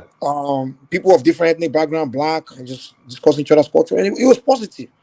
Right. Then the Black Americans just came on. They just turned the whole thing to like division. I'm like, oh my god! And even me, there was like the first time me too. Like I'm like, wow, this is cool. That to be honest with you, prior to that in America, right around that time, I wasn't even connected to the Black American community anymore like that. I stopped even going to the Black neighborhood because the way in person when I dealt with them, I'm like, these people they're very difficult people, man. Like I'm not generalizing here. You will find a lot of fantastic Black Americans educated, but I'm just saying like within their neighborhood, within their little culture, there is so toxic, man. Like literally very toxic thing going on. So I was like, I'm just gonna distance myself from these people. But online, when we started this, I'm like, maybe internet might change them. They may be enlightened and exposed. Yeah. That's what I was thinking. Like maybe when they start learning about other people, their attitude will change. They'll be exposed and be civil. It became worse. Yeah, and some of them were going about. Some of them were even going on about Fulani like they ever been. Their attitude. Even, I'm like, dude. At least before I could excuse them. Like in the neighborhood, I usually will excuse them. Like okay, maybe they are ignorant of Africa outside world because in America they don't learn so much about other places. If I didn't learn about other places. You guys in UK think they know about you guys. They don't know. Some of them, so they don't even know that black people in UK. Like they don't know in America. They don't teach them about other countries or other world. They just they don't public understand. School system. Yeah. It's only when you go to like private school or in a public school system they don't teach them about. They just teach them that hey, America is the greatest thing in the world and everything else is trash. That's what you learn in school. Mike, to me, I'm glad I live in the UK because these people, the British people, are one of the most tolerant people in the world, and they will let anybody come in here and you can get the same opportunity. If you come here as a black man, as the British people, if you're good at your job, they will not discriminate on you. They will treat you the same. They don't have any drama or any. As long as you wake them up in the morning, You go in and you're doing the job that they ask you to do, just like anybody else. They will never. Actually, Americans are the same. Like, Yeah. Americans are kind of the same, to be honest. And you're skillful and you can add value to the. Yeah, if you can add value, Americans is the same way. Forget what That's they're it. telling you about discrimination, all these things. Yeah. The Americans, even the most racist white man, if you see that you really very productive, Yeah. it will allow you. It will give you a job. I've been to America. I've been to Maryland and different states, Georgia, and also Philadelphia. But it's not a place I would want to live. You know what I mean? That's how I see it, because The thing I can tell you about Americans, like socially, they're so individual and divide. Like they're very divided in a sense. America's the only country where I've been where I know that the neighbor, you get in the elevator, they won't talk to you. They won't greet you. Your neighbor will not talk to you. Like they're very territorial. That's the mentality. The only people, if you move to America, the people you're gonna enjoy are kind of like immigrants. Yeah. People that have lived, all Americans that lived in other countries. Those are the people you will interact with freely, confidently. Yeah. But an American born and raised, even our African children born and raised here, like they're very self-centered, very individualistic, and very territorial. They're not gonna like engage you freely with confidence. You know, that's the part of the culture here, bro. Yeah, that's one thing I can't stand about American culture. That's why anywhere in America where there's not a lot of Africans or I'm not talking about born, I'm talking about real, the one that just moved there, or that that's lived. I'm talking about Africans and Caribbeans that have lived in Caribbean and Africa. Where if they don't exist, oh man, I don't want to be there, man. I just can't live in a place where it's just Black Americans or white Americans. Oh, Black people, they're just savages, man. The black people are just savages, man. Honestly, sometimes I wonder what's wrong with us, man. Our behavior, sometimes the things that we do to one another. Trust me, even in the UK here, we have black kids that are born in this country. The things that they do to other people, you can see why some of the white people look down on black people, because we commit the most. Yeah, I think it's you guys that grew up in the West. You have to understand, in Africa, when you grow up in Africa, you're raised with culture. Yes. And that's why when the Africans come here, when they say they're Black Americans and they don't have culture, it's like a misunderstood term.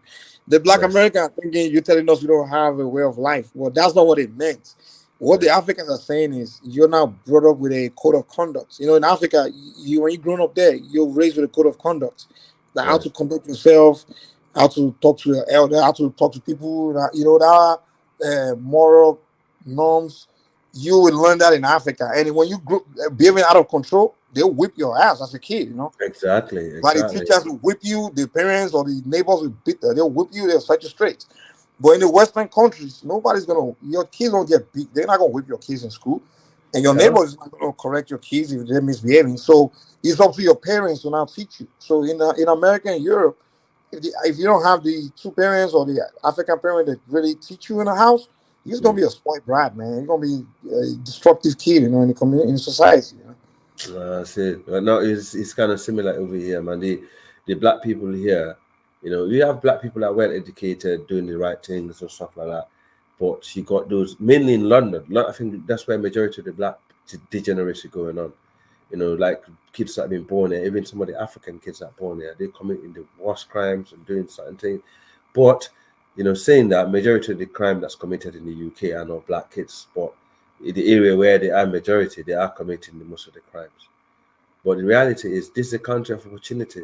It's not like America, where if you're not, you don't have the opportunity, things, all this shit gonna go down. Over here, you've got, there's a lot of safety net, that's built for you to actually, give yourself a second chance. There's no reason. Yeah, in America, trust me, there's a lot of safety net too. There's nothing to do, man. Like there's no system in UK. It's not here in the US already too, as well. Like they have it, man. They have the resources. If you want to get your shit together, do well, it's there. The only thing about America, you just have to be willing to work hard, man. And the people that they don't want here in the UK, to be honest with you, are those Middle Eastern people, because they don't know, what these people have done in this country over the years. Bombing people, killing people innocently, and all that rubbish. They come here, they mess up everything. Even me, I don't like them. I find them to be more disturbing than I rather, even though I'm a Muslim, I'd rather have a white man come to my country than having an Arab man come to Africa. Seriously.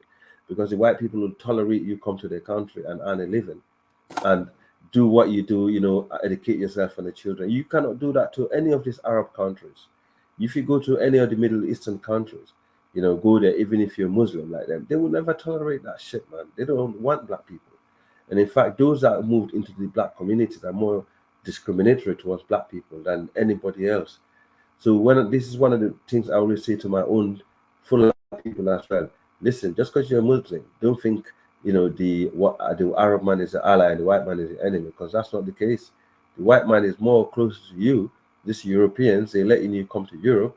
You know how what where I agree with you. Like when people like are saying they want the Arabs or the Chinese to be the superpowers, because first of all, the Europeans have done all their evil to blacks in the past, and they've kind some of them they've kind of grown out of it. They've grown, like I won't say 100%, but they realize that wow, they've done their wars to blacks. You understand? So they're in the point where they're looking back like, damn, we did all this, man. We feel they're kind of like, yo, what else can we do? We've done it once. So it's like they're trying to repent in a lot of ways. Yeah, so they look back, but these other race of people, like, man, they if you give the opportunity to be on top of you, they're gonna do you dirty. They're literally gonna go back to, let's say, God forbid, which I don't see it happening again. Even in all these Africans that migrate, I'm like, dude, why are you guys going to China and Middle East, man? The way they're going to over there, they're going to like like migrating to Europe in the 1800s, all this. Trust me, exactly. That's my point. And Russia, the East, let's go. The Chinese are better, the Russians are better. And it's like, man, you're sitting in actually Europe. You're sitting in Europe where these people give you a job. They let you come in. They actually let you, giving you all the opportunities. But then you're clamoring for the Chinese and the Russians who cannot stand you. If you as a black man, you walk down in China, you're probably going to have a bunch of Chinese looking at you and calling you all kind of names or probably target you. This Nigerian guy was telling me a story. In Russia, they beat you up, bro. As a black man in Russia, you're going to get beaten up. And you're not going to get no damn justice, anything like that. Like this Nigerian guy was telling me a story in China. This Nigerian guy living in China. He said, man, this one Nigerian guy, it was the Chinese kid were like making fun of him on the train. Yeah. And he went and respond. He said, man, when they jumped the guy, man, all the people were just watching. Then fuck him up, man. They beat this guy almost to death, man. Like the same thing in India, though. In India. You go look at these white people wrong. Oh my God. Who want to go to that place? Not the white people, the Indians.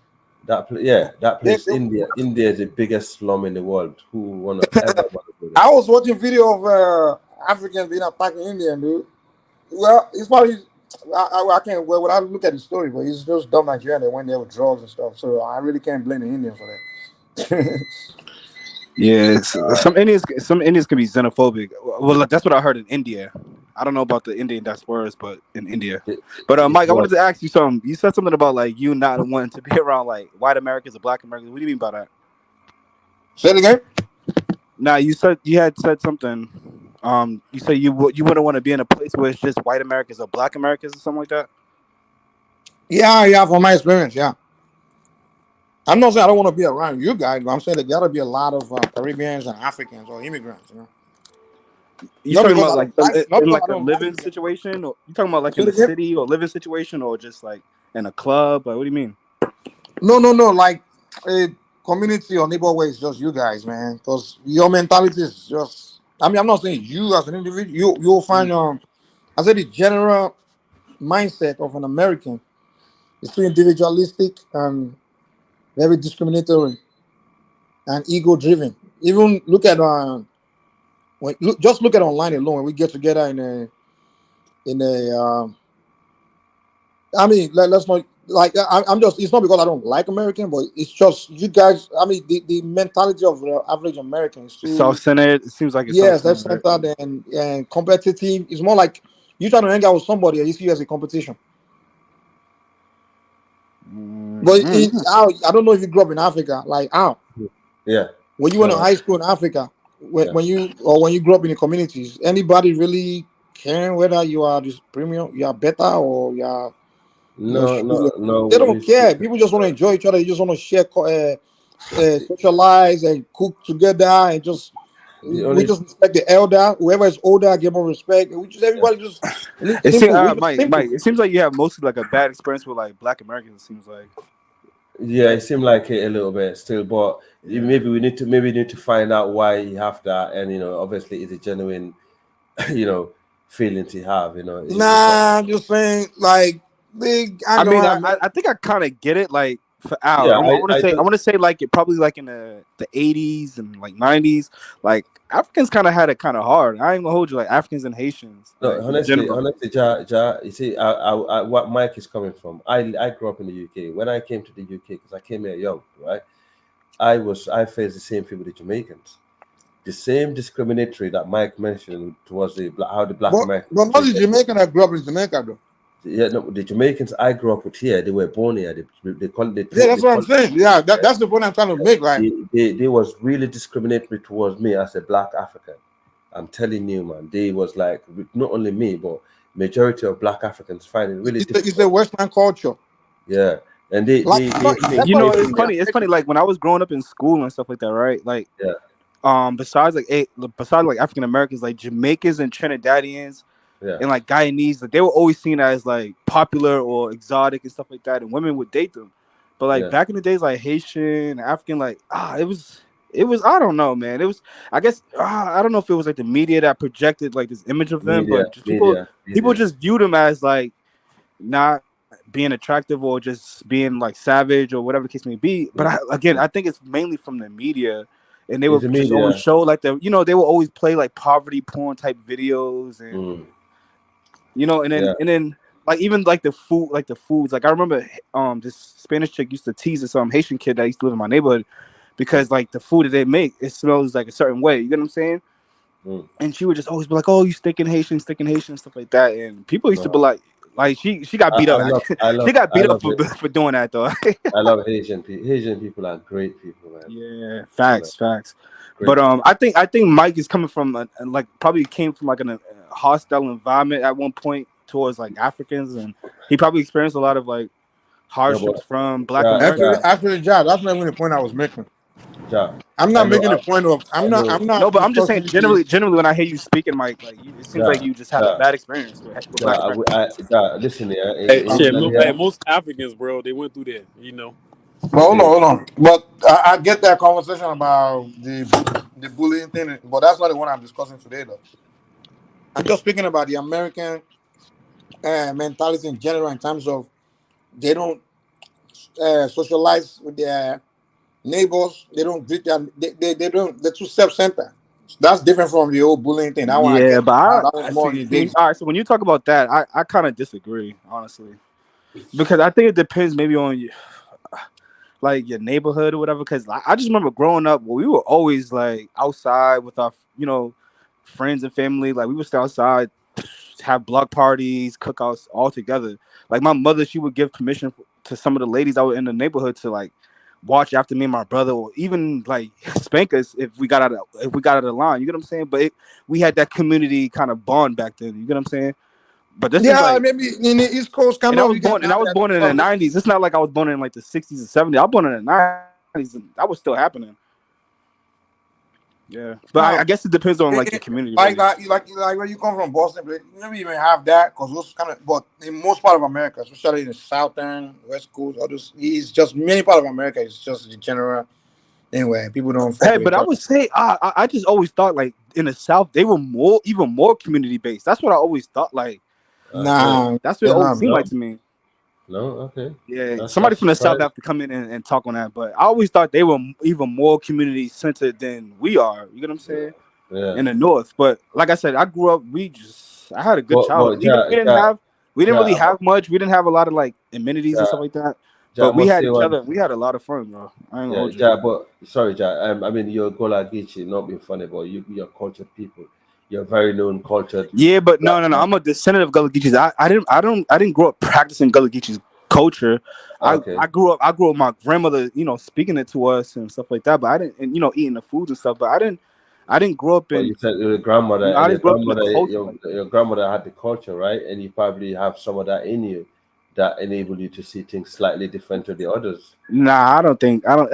I think it's just people's experience, and People's I think it's just perception. people's experience and their perception. That's what kind of shapes them Yeah. into who they are. You get what I'm saying? I mean, the city where I live, even in London, like growing up, the Jamaicans, Let me put this in Mike, one context. second. No, I'm Okay, gonna Mike. go ahead, finish, yeah. Most of the African families that moved here, they was looked down on by the Jamaicans. The people that welcome us, most of the people that welcome us here were the white British people that were more welcoming. In fact, the neighborhood where I used to live, this is not long ago. We had more trouble with Jamaicans that are born here, who were more like backstabbers, who actually made us feel unwelcome in the area. It was actually a white family who actually a white lady who happened to be one of our best friends, white couple, the other side, who were very welcoming. The black people that lived in the area, like they mix, and also some of them are black, but they Jamaican who born here. They saw us like, how did they move around here? Why did they move around here? It's more innocent, and it caused a lot of drama between me and my family. And it's like this are the sort of mentality of black people that live in the diaspora, and African people are coming in here. Oh, okay. Yeah, does that make I get sense? what you mean. I get what you mean. They're Because not I welcome. remember talking Yeah. to this Somali kid from like the UK, Yeah. and it seemed like he had like a vitriol towards diasporas in general. But I think it was from his experience with Jamaicans, and he viewed all diasporas through his experience with the Jamaicans. The Somalis. And I would say like my experience with Jamaicans too, like I know for a fact a lot of Jamaicans, maybe not people like Icon who hold to like Pan-African ideology, but like the secular type of like Jamaicans in general, like they don't really like other black people, like especially like other Caribbeans, like Trinidadians, Bajans, and Haitians. Like they have names for them and stuff like that. Like, they call them Bocat, all of that. Caribbean men and Caribbean in general did not like Africans, not only Jamaicans. That's not my experience though. Okay, well in the UK, the Caribbean saw the Africans as lower to them. They treat the Africans bad. What they used to call y'all picky heads or something like that? What is that? All kind of name, or monkey face, and they use like racist term. Even the white man would not use. I find them. Listen to me personally. Wait, I got a question for you. Are you talking about Caribbean children born in the UK, or are you talking about someone that grew up in the Caribbean? Caribbean children born in the UK, and some you can't call them Caribbean. You have to call them. It's like you can't call them Caribbean because that's not the Caribbean culture. And some of them who came over here. Some of them came over here born in the Caribbean. Listen, okay, wait. They grew up there. Wait. Let me say one thing. For example, like there a long time ago, I was having a conversation with Nakmizi. Like the first time I ran into him. When I asked him an issue with a Nigerian, he brought a video of one Nigerian kid, but it was born in America, grew up in the black community. He made one stupid video saying, "Stay away from the Akata." He made one stupid video, and I know that a Nigerian guy born in Nigeria will not do that. But the guy, his mentality is completely different from someone that grew up in Nigeria. So even the Nigerian children born and raised in America, their mentality is different from the mentality of a person born and raised in Nigeria, or in Africa. So yeah, I get that. I was trying to tell him that you cannot say that beef should be between you and the Nigerians born in America, because they're not the same. They're not. Some of them may be raised with the African culture. Well, a large majority of them, their parents didn't really pump unless they visited Africa a lot as a kid. But if they grew up in America and their parents were not really spending time teaching them the moral system, value, code of conduct of Africa, they're just going to have American mentality. Listen, and whatever they do, they're going to be like an American, rude and disrespectful. So whatever they do, you cannot say it's the African kid that's doing it. But even I think, but Mike, even in the islands, right? I would say, like, besides like the whole Rastafarian culture, Jamaicans don't really know. I mean, thank you. Jamaicans don't really know that much the about Caribbean people in the Caribbean. And even Marcus Garvey has said, like, at one point, like, he was like, yo, he had to leave Jamaica because a lot of them had like a coon mindset, and that's Thank you. that's why he came to America. But A cool mindset in what sense? Like, but a lot of generally, I would say Jamaicans are very very religious people. They come from like a strong religious background, and most likely it's like Christian. Listen, but when you say cool mindset, I'm trying to understand that.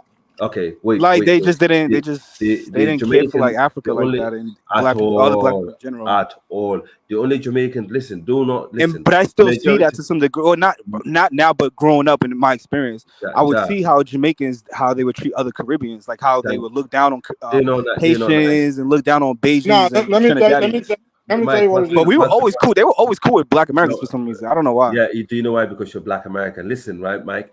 Put the Rastafarian aside. Put the Jamaican with the Rastafarian ideology, mentality aside. Yeah, without that, man like I can fire that come here. His people are top-notch black hands. Yeah, down. though he comes from like the Rastafarian type of mindset. And even him, they call him Bobo Head.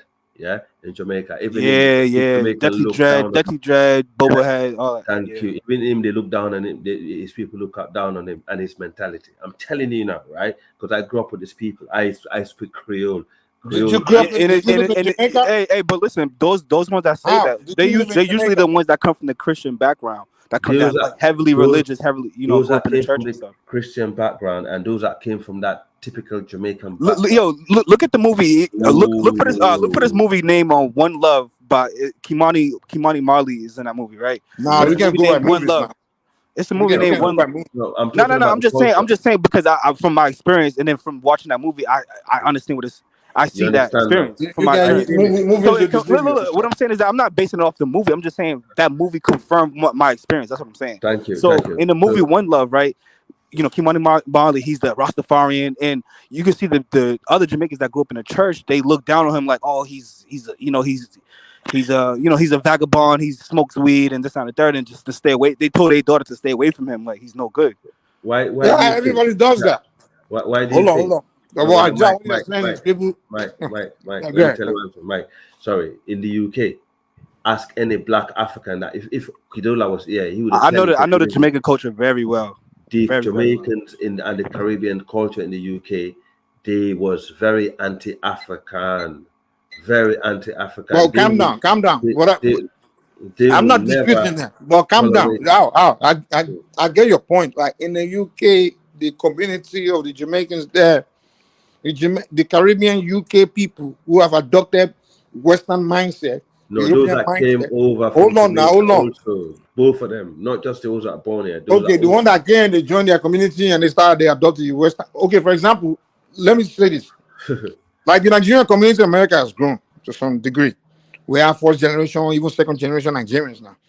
I'm beginning to see it now. Like, hold on, we are no longer the same people we were when I first came to America. It's even in Jamaica. Hold on. Wait. The Nigerian community in the 90s in America, we were mainly just strictly immigrants. Our kids were babies, and then our first generation were not as many. Even our first generation Nigerian back then, people like this guy that does comedy. What's his name? That Nigerian guy. I forgot his name. Is it Godfrey? Yeah, the Igbo guy. They were the first gen. Our children back then in the 90s, 80s, they were strictly just black Americans. They don't even. So they would even lie to American kids that they would just say, "Oh man, my mom African," but they see themselves as American. They were not connected. So there was the Nigerian community was strictly those that just came. Like that's it. And our community back then, the mentality is different from now, because now the Nigerian community in America, we have second generation Nigerian that have grown and they're claiming Nigeria. First generation, second generation, they will say they're Nigerians, but most of them don't practice Nigerian culture. They don't have the mentality. Though the parent, the only thing they trait you see in them is just the education thing. They like to go to school because it's kind of like you see the trait of the hard work parents instill in them and the value of education, things like that. But as far as the code of conduct that we have back home, most of them don't have it. But guess what? When they go out and misbehave, people are like, oh, it's the Nigerians. Oh, the Nigerians. So I'm saying this to let you know that even the Caribbean community in the UK that you are experiencing, a lot of them, that mentality is usually Caribbeans, the dominant culture there is a culture of the second, third, and first generation Caribbeans that were there. They've adopted this European anti-black mentality because they were raised by the Europeans, so they have to reason like the Europeans. But listen, Mike, I'm just saying that. But then I'm telling you, hold on. Let me land real quick. But that's why I keep asking you that we have to be careful because in Jamaica, in the Caribbean, they don't reason like that. They don't do that. I'm telling you, bro. They don't. I know Caribbean people very well. They're very cultured, well-mental. My great grandfather is Jamaican. So have you lived in Jamaica? Have you visited? I visited many times, but I grew up in that culture. That's what I'm saying. I grew up in that. You grew up with the first generation culture, the American Jamaican culture. There's a difference between American they bring that culture. They bring that culture here, bro. You know what I'm saying? A lot of us in the northeast. A lot of us in the northeast, we grew up to dance hall. We grew up to Beanie Man and Bounty Killer. Just because the Nigerian second generation, first generation, they all dancing curry chicken, curry gold. Like we grew up with that. But I would say, like, even you see Al, right? You see how in the UK, how a lot of Africans would they would have to hide and say that they were Jamaicans and stuff, right? I seen that over here in the US too. Like Haitians used to say, tell people that they were Jamaican. The Nigerian first, second generation, they eat fufu, they dance Afrobeat, they do everything. But trust me, you would think, oh, those are Nigerians. But in Nigeria, the mentality of Nigeria in Nigeria is still not the same as their mentality. It's different. Yeah, what's it called? Mike, do you know how many African guys died in the hand of Jamaican that call Yardage over here? You know what the Yardage? But you can't say Jamaican. You gotta say British Jamaican. You can't put it on the country Jamaica. Mike, do you know what Yardage? Yardies are not born here. Yardies are freshies. These are just came from Jamaica. They call them Yardie. We are yard man in a. Them so like look, Mike. Even in Jamaica, right? Even in Jamaica, Mike, like I was saying about people, right? You don't know Mike. Even in Jamaica, right? I was making a point about the Rastafarians, right? But even they have a thing like they have the Obeah man, right? You know what the Obeah man is, right? The Obeah man, the one that does voodoo. So the one that practices African spirituality. The Obeah man and the Jamaican culture is looked down upon. That shit is like it's not a good like Obeah man is looked down upon now in this generation. People are starting to embrace it now because, a lot of criminal aspects are starting to embrace the Obeah thing now. Yeah. But back in the days, growing up, even the Rastafarians a lot of them don't embrace Obeah man. Like they bunt them. They look at them like the argument about not embracing your African roots. Yeah, it was general. Right? It was common with the Caribbean, the West, even in Africa. The colonial people call it colonial mentality. Fellas think about them. The Africans in Africa. They were going to colonial school. They were being taught anti-Africa. In our curriculum, growing up in Nigeria, we're being taught that everything about ourselves is bad. They were trying to make us the diaspora. They were turning our brain to diaspora brain. I'm sorry. It's true. Okay. Yo, it's such a weird. It's such a weird dichotomy because I'm thinking about like how the Rastafari culture. Do you know that even them, they look down on the Obeah man. People that practice. The Nigerians look down on the Babalawos. Even today, they look down on me because I practice. Many Nigerians disrespect me all the time because the moment they find out I'm not a Christian or Muslim, they because the Europeans are finding ways to brainwash all blacks all over the world. Yeah, that's true, Mike. That's true, Mike. Yeah. So Mike, how about this? My auntie on my father's side, right? She travels to Nigeria every year, and she teaches Yoruba spirituality. And she was telling me like, a lot of people in Nigeria they look down on it. Like a lot of even some Yorubas. They look down on you to embrace Christianity. They will brand them like Oshun. That's why when I see you, you see the name of the deity in their name, but they don't know anything about it. Right. It's because of the religion, bro. Abrahamic religions, they made like African spirituality as a bad thing. You understand what I'm saying? A lot of people internalize that and think that it's such a wicked thing or witchcraft and all that. Guys, can I say one thing? Right, my experience. What I'm talking about here is mainly of those that came over from Jamaica. The freshies that came from Jamaica, they call them yardman. These are the people I'm talking about. These people are the one they still are very hostile towards Africans. You cannot deny that. I know for a fact. I thought that was like the whole thing. No. What I'm saying, when I say they still are, this happened. This changes not long ago because, the shit hit the fan. And we have a government in the UK that started targeting Jamaicans and started deporting them. And they realized, oh shit, we have to build the Africanness. The Somalis, we used to work with them every day. It's only recently in the last 5-10 years things changes, right? But Mike, I guarantee you, I find the Jamaicans more hostile towards Africans. I'm talking about the Jamaicans that came from Jamaica fresh, not let even me. those that are born here. Let me just finish, I agree Mike. with you. Mike, I let me. agree with Okay, you. Yeah, go okay. ahead. Thank you, sir. Thank you. Let me tell you where I agree with you. Okay. Jamaicans are known to be the most aggressive among the Caribbeans. Trust me, I interact heavily with the Caribbean communities. They are, yeah. They are, even the other Caribbeans will tell you, like freaking Jamaicans. When they engage more Jamaicans in, don't really like other Caribbeans, bro. Trust they me. they Yeah. they're the most like the most violent Caribbeans. Basically, they can be very No, they're not the violent. most they're not the most violent, but Who's more I violent wouldn't say than that Jamaica and the Caribbean? the Trinidad has a worse No, crime no, rate than Trinidad. Jamaica. Oh Lord have mercy! Are you kidding Are me? you serious? Are you Trinidad. serious? Any Trinidad is violent because he hang around Jamaicans too much. No, The no, Jamaicans are they're I'm the talking most about in aggressive. Trinidad. They're the Trinidad has a most. worse crime rate than Jamaica. Well, We're they not, did at one we're for a not long talking period of about time. that. We're talking about culturally. The Jamaicans are the most aggressive. They would even any Caribbean person will tell you. I'm telling you, Yeah, they're the Jamaicans most aggressive and the I would say most they're the most high expressive. temper. Yeah.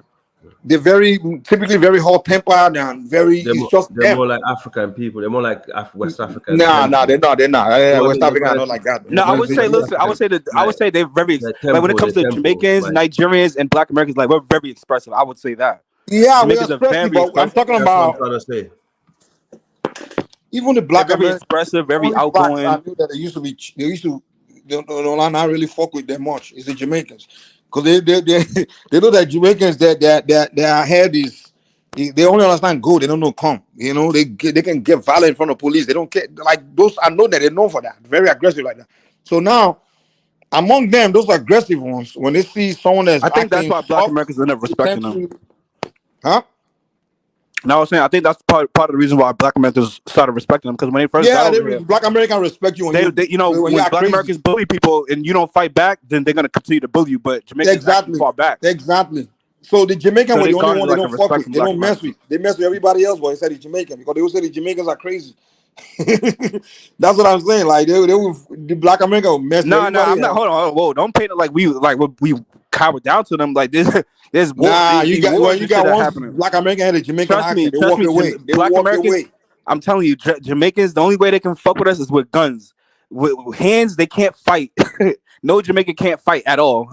I used to know And Jamaican can fight. they had to they be violent. It was back and Everybody forth can fight, clashes. man. But listen, but when I was growing up, Jamaicans and Black Americans were very tight, and they were like Jamaicans were seen as like the coolest out of all the other Black diasporas.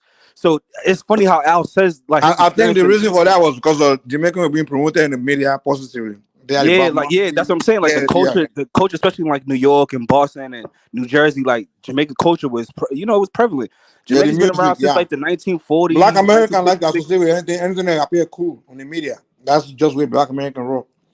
You said what? Like Oh yeah, exactly, just like exactly. now, the Africans they really want to. They're all rolling with our Nigerians Exactly. because So now Afrobeats, because of Nigerians Afro, I looking would cool say on the because of media. Afrobeats Afrobeat, now, yeah, yeah. everyone loves Africans now, and you see some Black Americans, the ones that didn't embrace, Africa before, they started embracing now, and you see them in the African lounges and stuff like that because of the music. Because I want to go back to the media. It's how the media portrayed Africa. That's what made a lot of people didn't want to.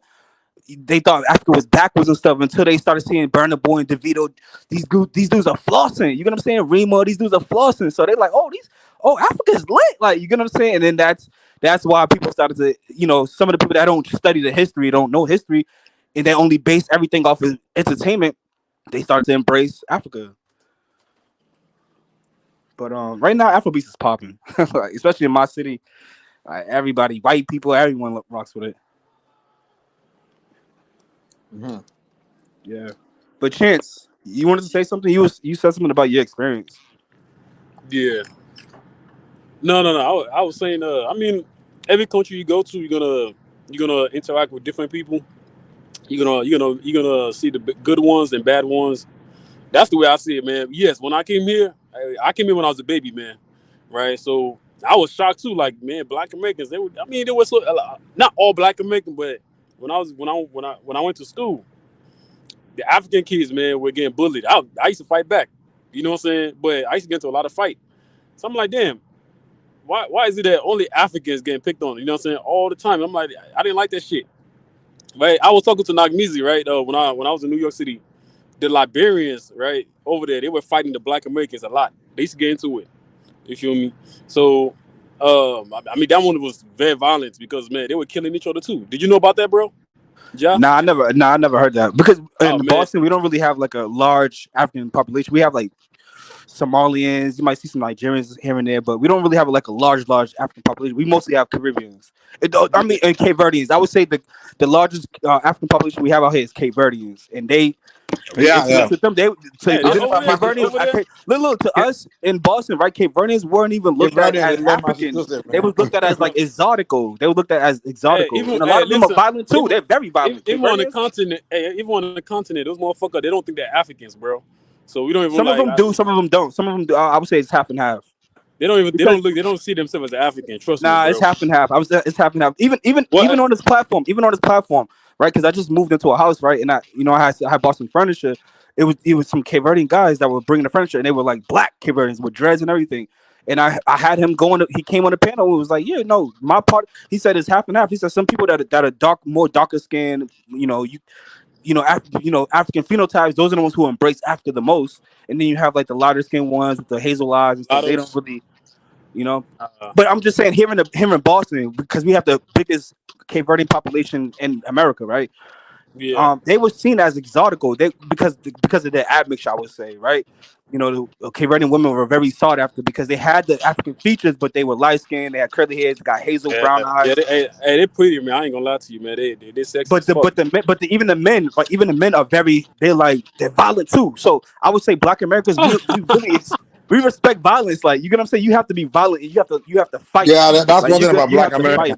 Like if you know the violence, that's not a good mentality, bro. That's not. That's the mentality I don't like about them. I think that mentality came maybe from slavery. I don't know, but Black Americans, we love to fight, bro. Like even me growing up, I fought a lot. Well, I didn't fight that much because my family is well known in that neighborhood. So I was pretty Black Americans doesn't like to fight. Gotta fight, bro. Hey, you know what's crazy? You know what's crazy now, though? Like right now, the relationship that I have with Black Americans is actually better than when I was a kid.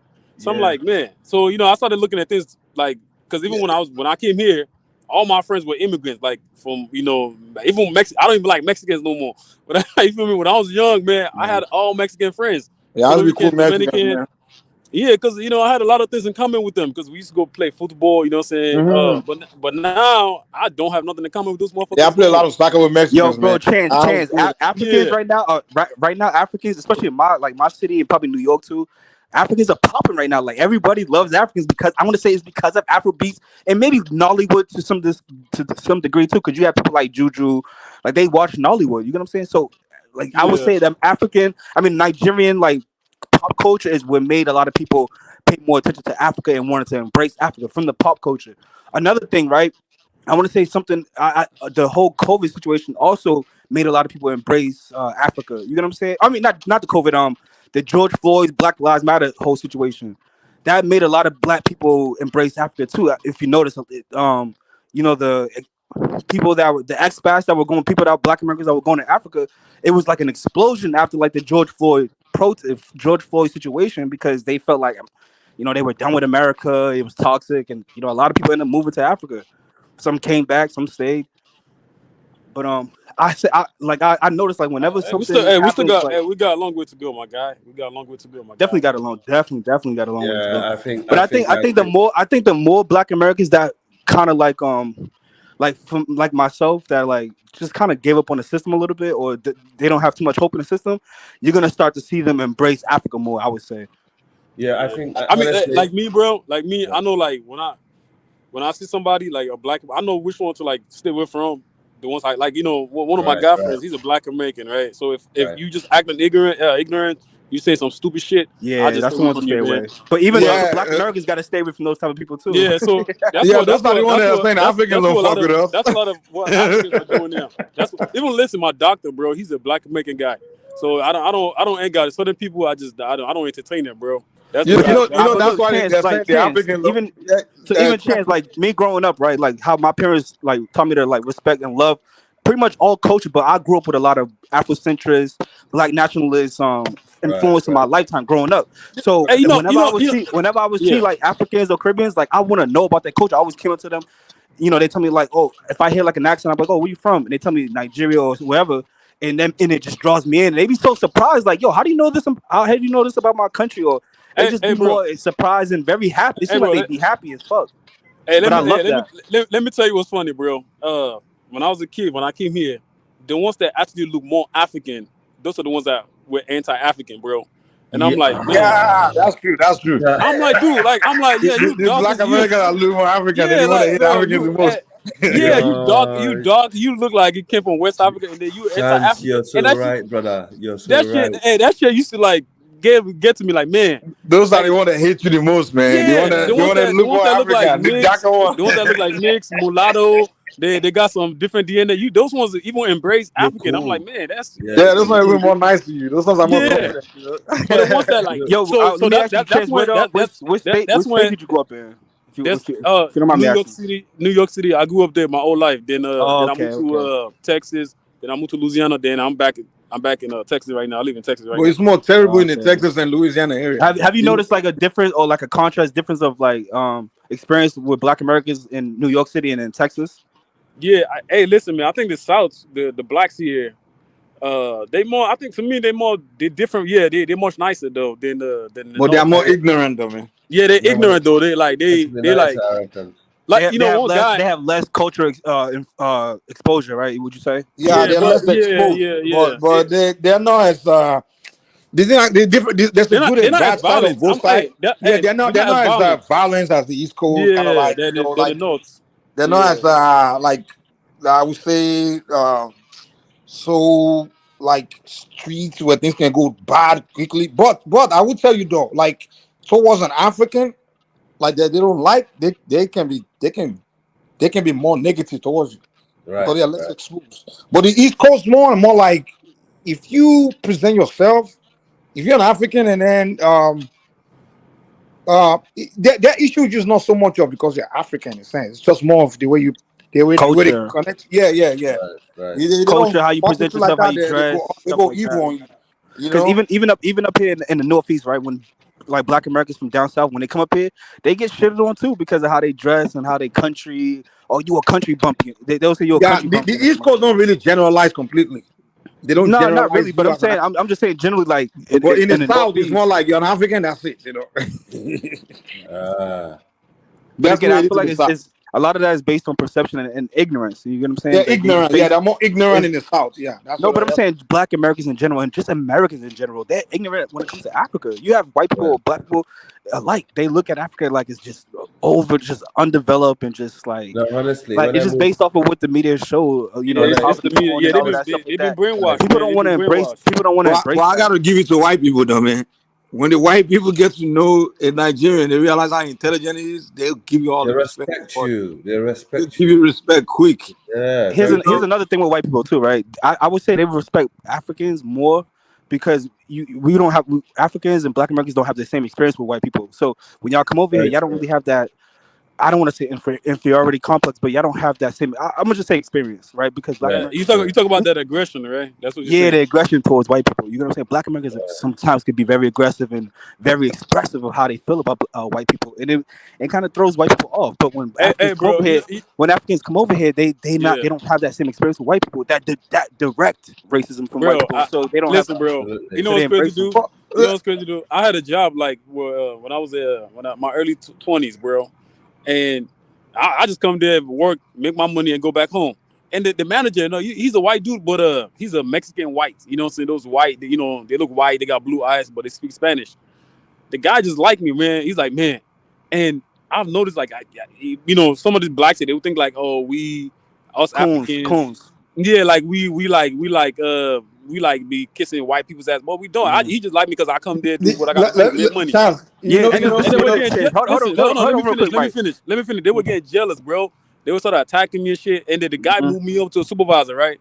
And I couldn't tell the Black American. I couldn't tell them nothing. I left, man. I'm like, fuck this shit. I'm only getting paid $15 an hour, man. It's not worth it, man. Fuck this shit. So Yo, you know what it is? Black Americans, they expect Africans to come over here and to quote unquote be on code. You know what I'm saying? But at the same time, you guys are being disrespectful to them, looking down on them. But you want Black Africans to be on code and don't get buddy with these white folks. Be on, be with us. It's that's what I said, man. Black It doesn't Americans make like sense. I can't even Black Americans like to project Yeah. their experience onto Africans, and I don't think that's fair, honestly. And they have nothing to offer the Africans, though. Nothing to offer. Yeah, fair enough, Janzo. Besides black solidarity, they look at like Africans like, oh, okay, you guys are all black. You're supposed to be on our side. Yeah. You know, whenever we have a class with white people, you're supposed to be, but y'all don't have the same experience. So how can you expect Africans to have that same mindset or things against white people when they didn't have that same direct experience? You're on point on that, bro. The issue with the Black Americans, because Africans we don't care about Black Americans. We don't. Like before we come here, we don't even know. A lot of Africans don't even know much about Black Americans. They didn't even know anything about them. Yeah. So when we come here, and the ones that the first in Africa, they didn't know about like Michael Jordan, and they didn't know about. We know the entertainment, but we don't know your community or your community. We're not thinking about you guys on our way here. Yeah, so like the first person when you get here, it will be a Black American that's talking shit, disrespect. So it's like funny to you, like, man, you expect that shit from a white person, not a black person. You know what I'm saying? So that kind of like throw off a lot of Africans, like, man, what's going on? You know what I'm saying? So and that's why some Africans they stay away from Black Americans. You know. That's true. That shit shocked me when I came here. I think when it comes to like Black Americans and Africans staying away from Black Americans, I feel like it's mostly like a cultural thing, right? Like you guys come from I'm not gonna say a stronger culture, but y'all have your own cultural traditions and way of how y'all go about things. And when you come and meet these people that obviously you guys maybe look alike, but they we're not the same. We're not from even in Africa, right? You might have some Africans that might not rock with other Africans because of their culture, or other tribes might not be they don't want to be around another tribe because of their culture. You know what I mean? Honestly, when I came here, I met with other Africans. We got on straight away. They came from different part of the continent. But because obviously because you're in the West now, you're in the UK, so now your numbers are pretty small, and anybody that's African, y'all do have, like, even though y'all come from different tribes, y'all do have some sort of thing that kind of binds y'all together. You get what I'm saying? Right, of how you grew up in a patriarchal society, or a society that's structured that's that look towards elders that are very respectful to elders and stuff like that. So you guys have like a code. You guys have some sort of form, like. Code of honor and stuff like that. Yeah. To me, I always that binds you guys together. Yeah, I always thought Caribbeans, but based on my experience, I always seen Jamaicans was more hostile towards Africans than Black Americans. But obviously, I haven't lived in America. I only went there for a short time and visiting. So based on my personal experience. Mike. Actually, Jamaicans here too. They don't like Africans. You just don't know them. You know what I'm saying? They don't. I don't. They're not like black. They're not aggressive like Black Americans, but they don't. I know a lot of people. They don't like that. They don't like Africans, bro. Right. I'm telling you, Mike. I grew up in that Jamaican culture, bro. Jamaicans don't like other black people except I would say we're the only ones that they somewhat like. You get what I'm saying? But when it comes to like Haitians, Jamaicans don't like Haitians. They don't like Trinis, and they don't like Bajans, bro. They call them Bocats. They call them like they have names for them. Yeah. They don't. They just don't like other, but within a Jamaican culture, right? So Jamaicans are Black people in general are very entertainment. Like we're all into entertainment and stuff like that. When you look at the Jamaican culture, pop culture, it's always been kind of centered around Black American music and stuff like that, like the R&B, blues, and stuff like that. A lot of that music got sent down to their country, after World War II and stuff like that. So when you look at ska, when you look at rocksteady, it's centered around a lot of old school like Sam Cooke and all these different people, Otis Redding and stuff like that. And then from there, that's what reggae come from, rocksteady. You know what I'm saying? Now reggae is more so like a Rastafarian type of infused music. You get what I'm saying? So it's indigenous to them. But even within like dancehall music, you have like, I don't know if you guys know who like Vybz Kartel is and stuff like that, but when he came out, I know these guys used to wear like throwback jerseys, and they Air Force Ones and stuff like that, and it's very centered around black. So I feel like because of that, a lot of Jamaicans kind of maybe identify with Black Americans to some degree. But like I said, when I was growing up, I was born in the 90s, early 90s. when I was growing up, Jamaicans was always seen as like the cooler ones, and people embrace them a lot. The females embrace them, and that's why you have a lot of Jamaican kids in like New York City. Yes. You know what I'm saying? A lot of people, even Haitians, everyone, embrace Jamaican culture like to some degree. Everyone. What I can say about Jamaicans, I think that you guys, I know Jamaican for one. Since today I still believe they are the most violent Caribbeans. But two, the Jamaicans, they may like push Africans away or other Caribbeans. It's those ones that don't want Black Americans to think that they're Africans. They know that Black Americans only respect them and don't respect other Black, so they don't want. They usually like maybe they're among their Black Americans, so they want to. Like they don't want the Black America to mistake them for the Africans or Yeah. that, and then Yeah, that's true. That's so true. that's Mike, why that's they would true. kind of like push you away. Because I remember back then when the Jamaicans are with the Black American friends, they act like they don't know me, because they don't want, like they don't want the Black Americans to lose that shit is respect for them, corny and fake, though. That shit is Yeah, mad fake. they want to form their code with the Black Americans, but. I don't think the Jamaicans just in themselves. Maybe in the UK, yeah, but like I say, maybe their children born here, yeah, of course. But I would say someone straight from Jamaica or especially other Caribbeans, they don't. I'm telling you, look at what Marcus Garvey said about Jamaicans. I always think they want Africans, man. They're simple. Yeah, look at what Marcus Garvey said about his own people during this time. That's why he had to leave Jamaica. He was like, "Yo, these people are coons." Yeah, and it's like it's crazy because I see it because, like I said, is you have the predominant culture in Jamaica is very Christian-based culture. They are the worst type of coons because the reality is there's no one in the West. I really hate Jamaicans, man. Yeah, okay.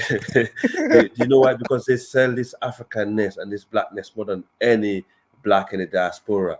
But when you look I think people make the false mistake to think that all Jamaicans embrace Rastafarianism, and that's not true. Rastafarianism for a long time was looked down upon with other Jamaicans, and even to this day, like I said, people that are, that practice Komina, even the Maroons in Jamaica, they get looked down upon.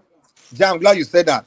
Everybody always mistake the whole Black America to be these conscious people battling for the Black this. Exactly. But most Black Americans don't give a shit about Africa. No, they don't need that. The fact is, when the town where I live now, the city where I live, people think most Black Americans like the Malcolm X and all these. Black people. But they don't know that most of them don't give a damn. Man. Yeah, but Mike, the city where I live, it was mainly Jamaicans that used to run the city. They had. In fact, the Bristol bus boycott started here during the Luther King days, right? Where Black people weren't allowed to sit on the bus; they have to sit at the back of the bus. What do you mean? What are you talking about? Brixton? No, Bristol, not Brixton, right? Brixton. No, Bristol. Anyway, okay. Bristol, yeah, is a city outside. Basically, yeah, this is where the boycott started. But the Jamaican were actually in the front of the Black movement. All this Pan-African thing and blah, blah, blah.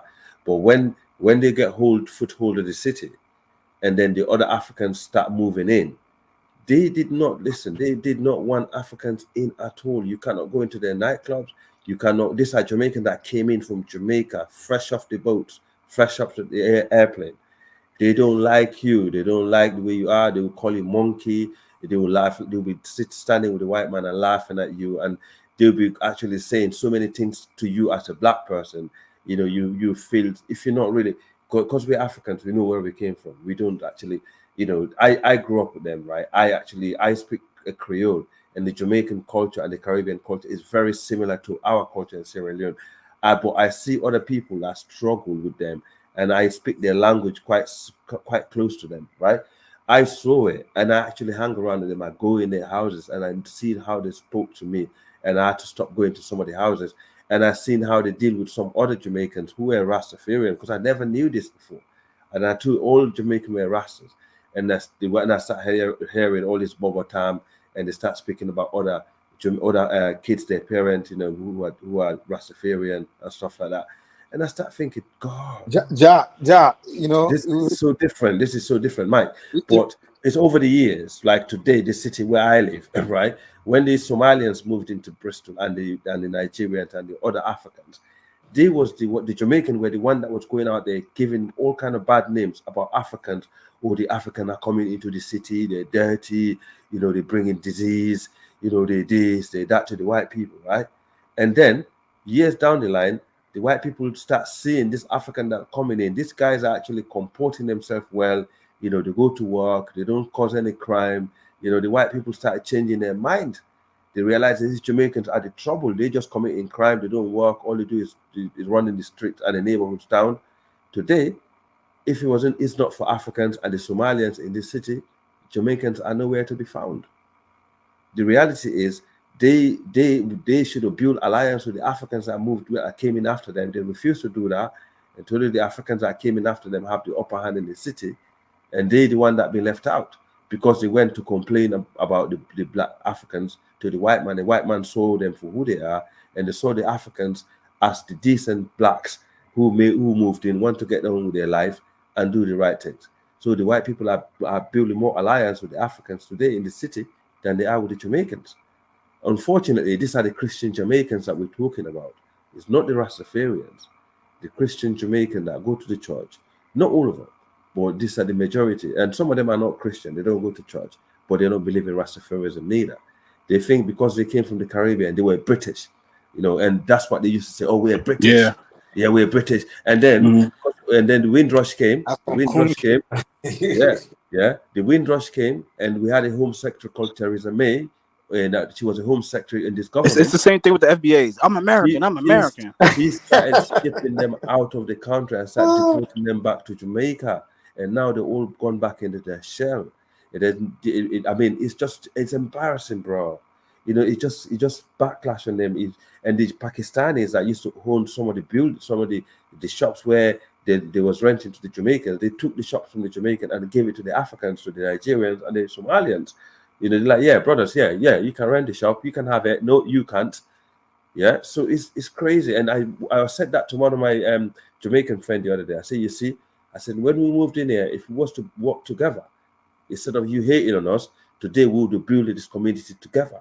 But today, you know how similar things happen in America in a sense, because in some communities, especially in like places like Houston, for example, like the blacks that are very, very successful. The group, I won't even say blacks, the group of people. Like when you go to like the many industries, like you see Nigerians as the boss, the director, the top there today.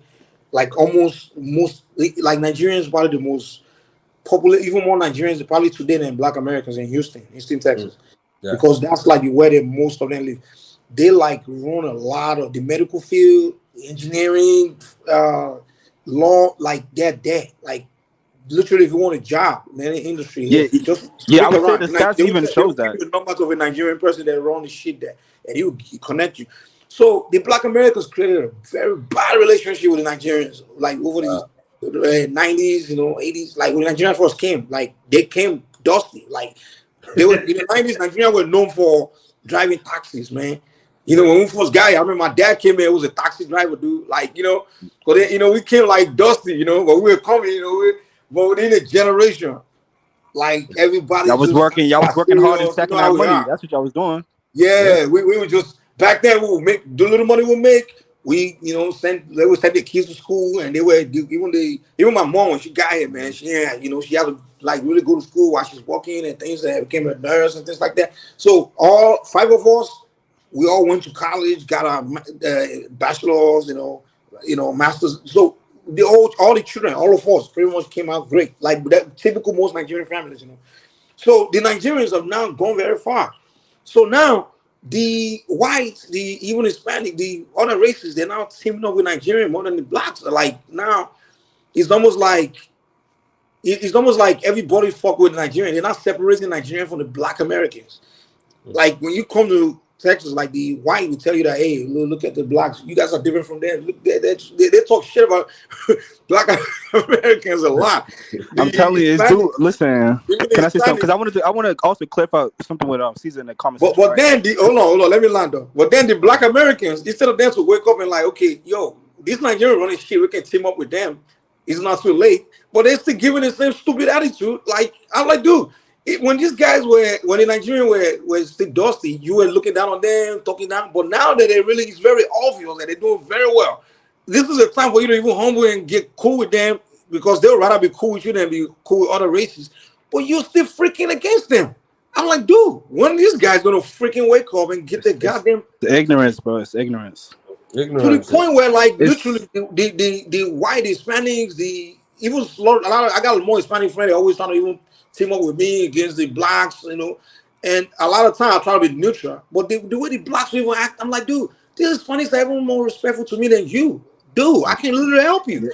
See, this is what I'm saying, Mike.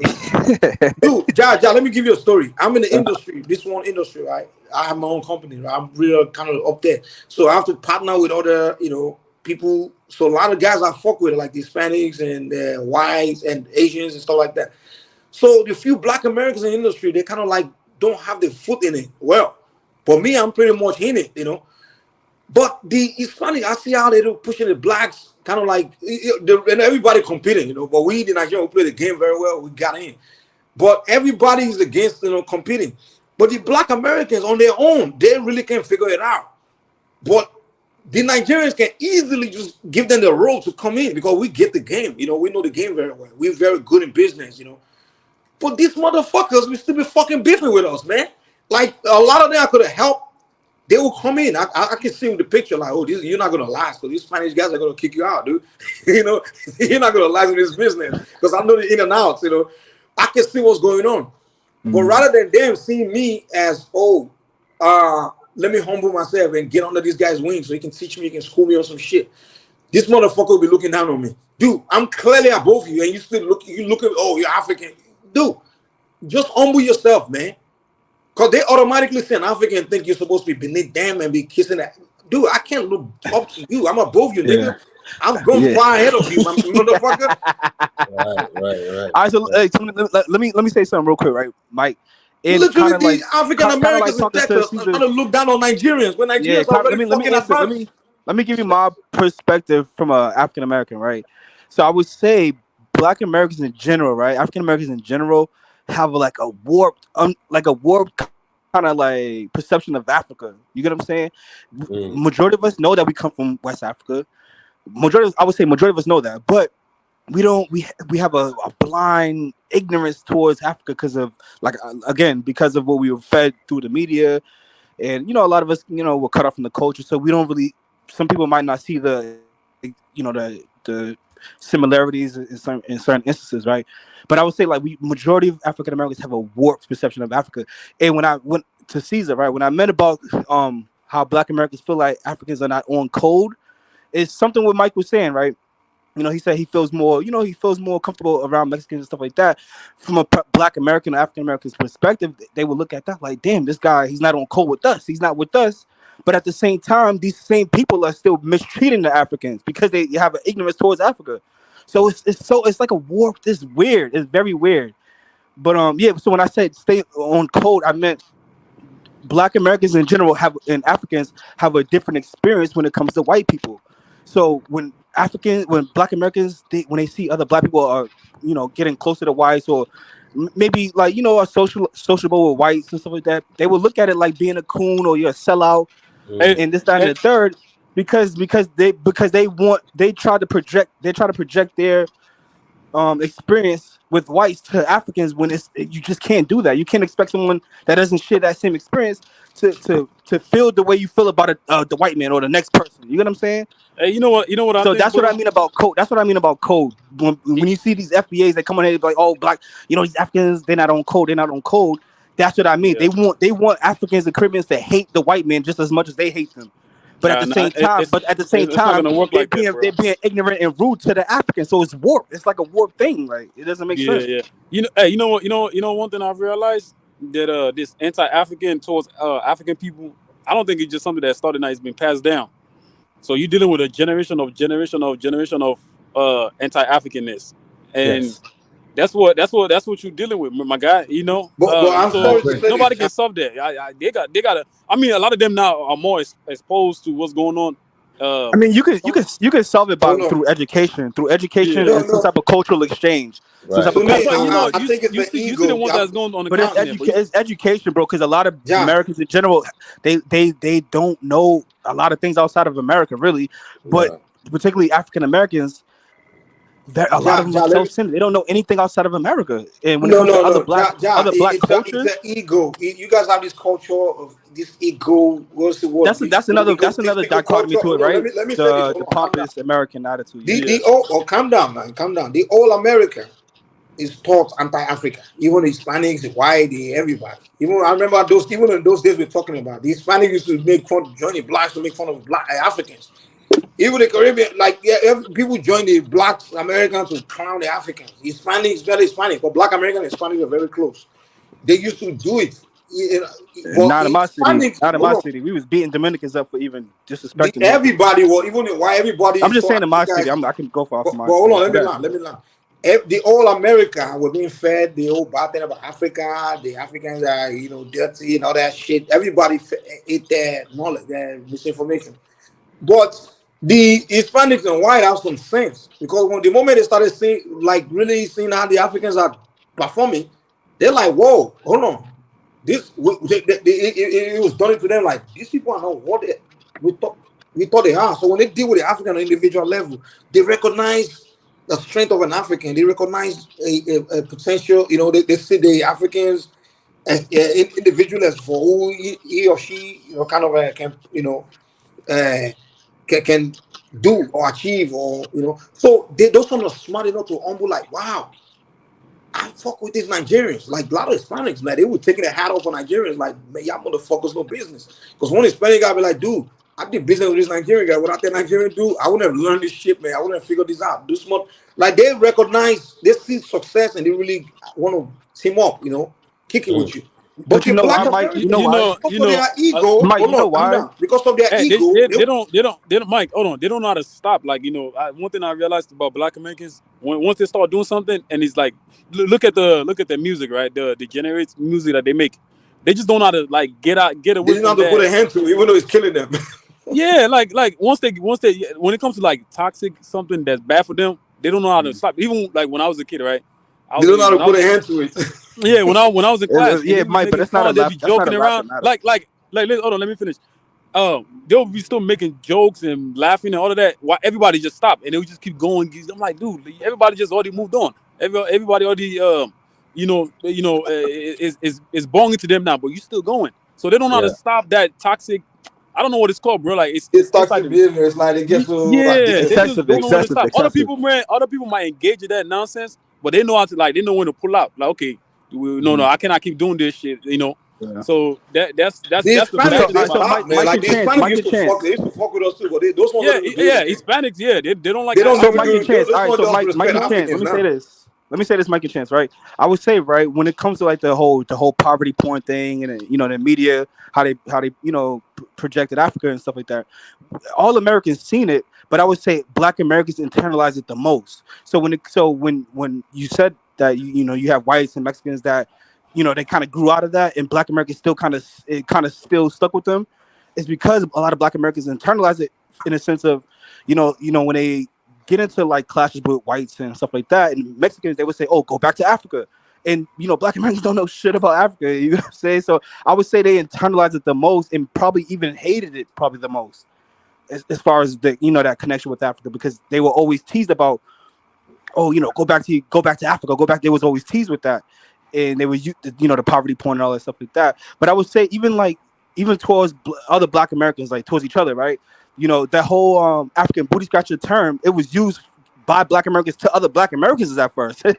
Like, you African booty scratcher, da da da. You get what I'm saying? It was used towards each other at first, before Africans came and stuff like that. So yeah, I just wanted to point it out. I think the whole thing was internalized the most by Black Americans. That's why Black Americans seem to not be able to give that up, while other people like Mexicans that don't have any historical ties to Africa, they can brush it off. You know what I mean? They were fed the same propaganda. They were fed the same propaganda, but they can brush it off because they don't have that same connection or historical connection to Africa. Meanwhile, Black Americans do, because of the transatlantic slave trade. Does that make sense? Bro, Does that make sense to you? Yeah. I see where you're coming from, bro. Hey, let me ask you a question, bro.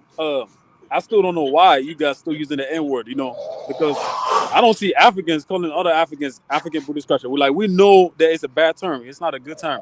So why is it that blacks here? That's something that white people used to call. I still don't. I used to say that shit a lot when I get mad to the blacks here, but I don't know, man. I try to stop using the N word, bro. Like, why is it that you guys cannot Is just somebody stop okay in the using background? It sounded like somebody was throwing up. it? Go to So the somebody had hospital, a my fur guy. ball. They coughed up a fur ball. Yeah, man. Why you guys keep like, you guys a bad So term, right? It's I a bad think when it word. comes to like the N word, right? Like it just, I don't know, like it just became a part of the culture, right?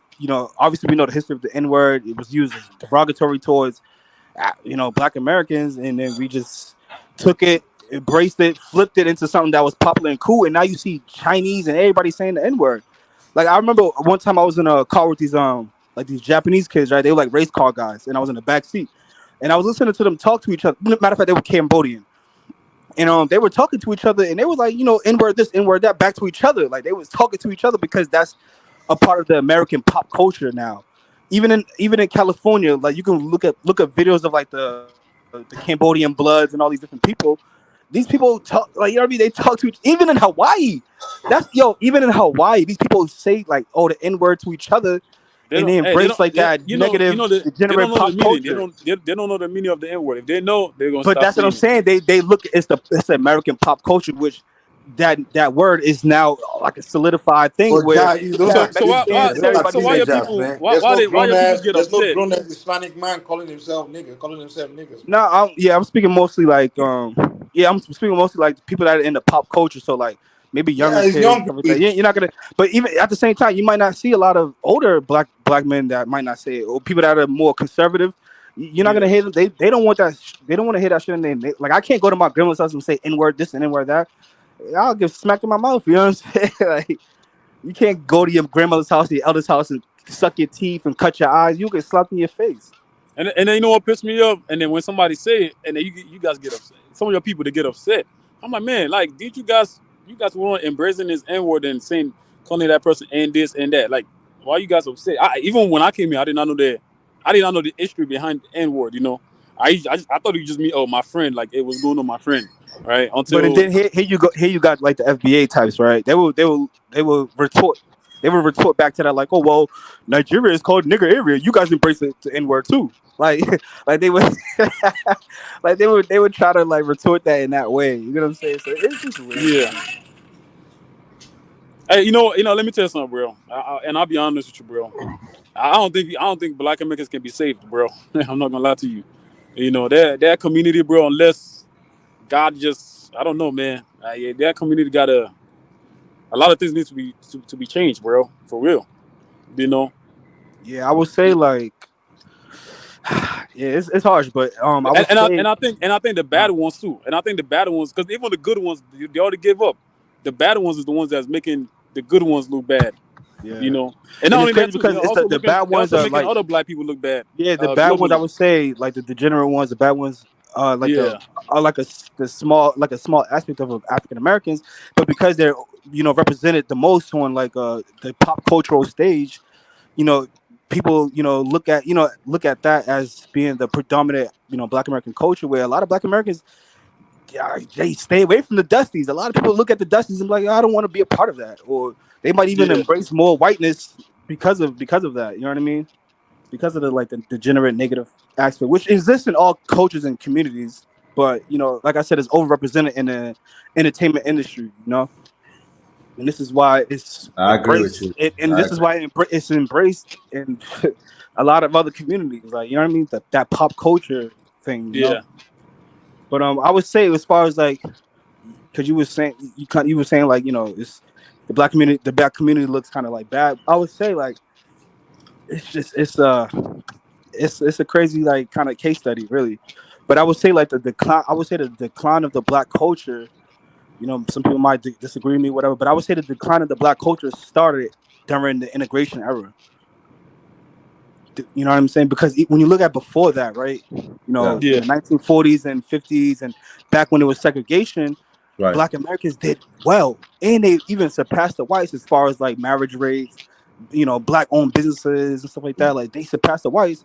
But and then it seems like when you look at the studies and you look at the stats in history, right after the integration period in the 1960s, Right. from that you got the 1970s. You have like the Jim Crow era. I mean, you have like mass incarceration in the 80s and stuff like that, a crack epidemic, and then you start to see that decline in the families, decline in the marriage rates and stuff like that. Right. And then from that, it bred out a lot of like you know, a lot of maybe all right. maybe a lot of Hold on. children, maybe a lot of boys or men, Hold well, on. boys that grew up in like I'm lopsided not sure. families. Can you hear me? I'm not sure if Kaiser is there or not, but this stream is coming up to 17 hours. So maybe another 30 minutes and then we'll shut it down if Kaiser is not there. No problem, out with your warrior. Salute. Yeah, man. Yeah. It's crazy, dude.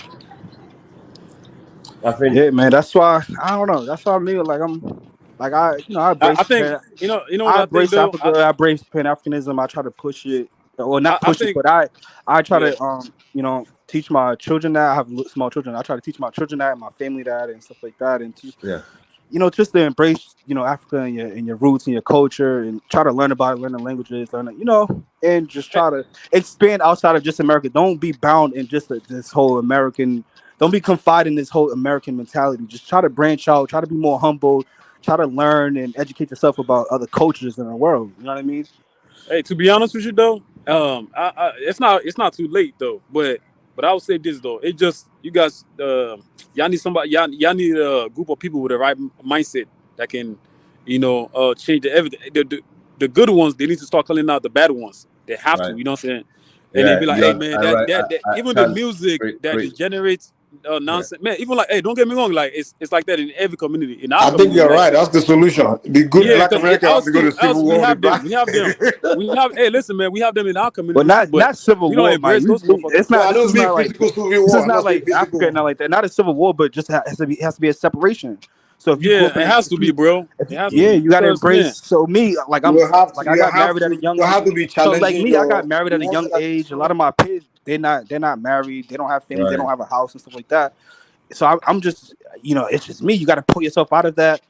And then let me give you one example, Ja. Hold on. Before people that like you. Very important. Hold on. That shares your ideals. Let me give you one example, right? That's this mentality where this code of silence in the Black American community where when one Black person does something bad, you all have to just jump behind him and make it the no snitching code. The no snitching code. Or maybe something negative where you're supposed to just correct him. So other Black people will know that no, it's not acceptable or you can do better kind of situation. Let me give you an example. Were you following this women's college basketball? These injuries and this girl. She was on Instagram, butt naked, right? It's not just because. Hold on. Basically, the story, injuries and the white girl, what's her name, Kidney Clark, where they kind of like going, two schools are kind of like rivals. So, like injuries, they won the championship last year, and she was kind of playing the role of a villain in a sense. She called herself a villain and trying to be all proud and then when she was getting backlash, kind of like that, you know. And then after she lost this year, she started playing victim, right? After she claimed she's a villain and it's fun to be a villain, a tough bad girl. So then after she lost, people started like kind of making fun of her and stuff. She started crying to play victim. So and a lot of comments she made, I mean, kind of so like when people rather than people like good Black Americans saying, hey, Angel, you're not supposed you can't play victim after you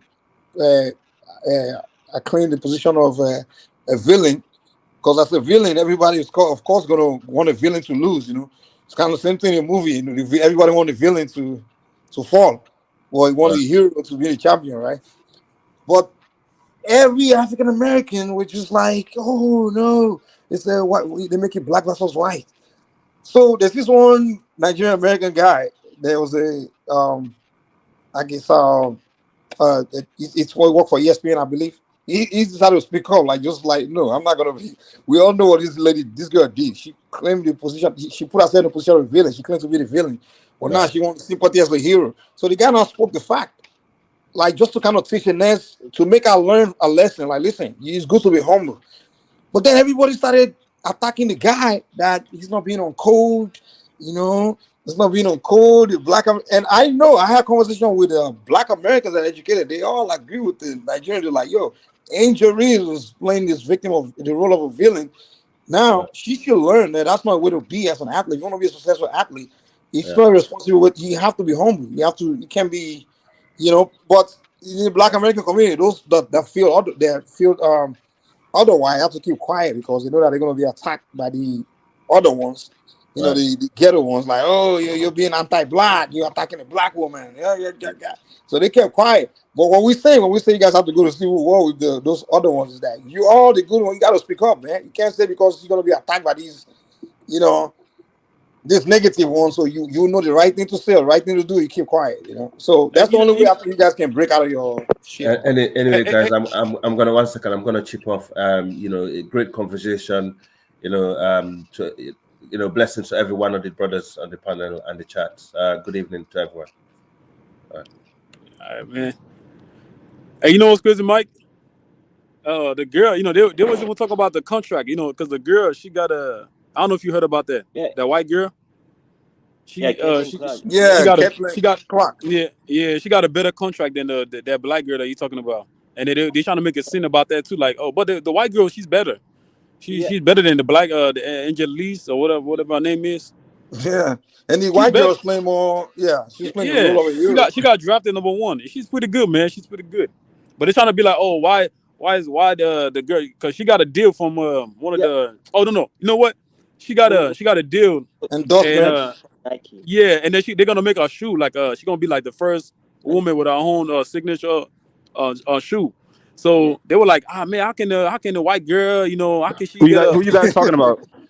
They always the make college, this white versus black, and they don't present good case. They always present a worse case. and that girl, she's good. She's white, but she's better than that black chick, man. She's better than. Why black people complain? Because is good better than her. Black shouldn't be complaining that she get better deal in Nike. She's better than Angel Louis. But black she is. That's what I was saying, bro. She's better than her. I think I would say, Mike. I would say, and I think Mike would probably agree with me. But I would say a lot of Black Americans are just racist towards whites, bro. The level of racism just doesn't make sense, man. Yeah, the thing is that's the mistake you're making. Do you agree with that, though? I agree with you. If you want to practice racism, you have to have power to do that.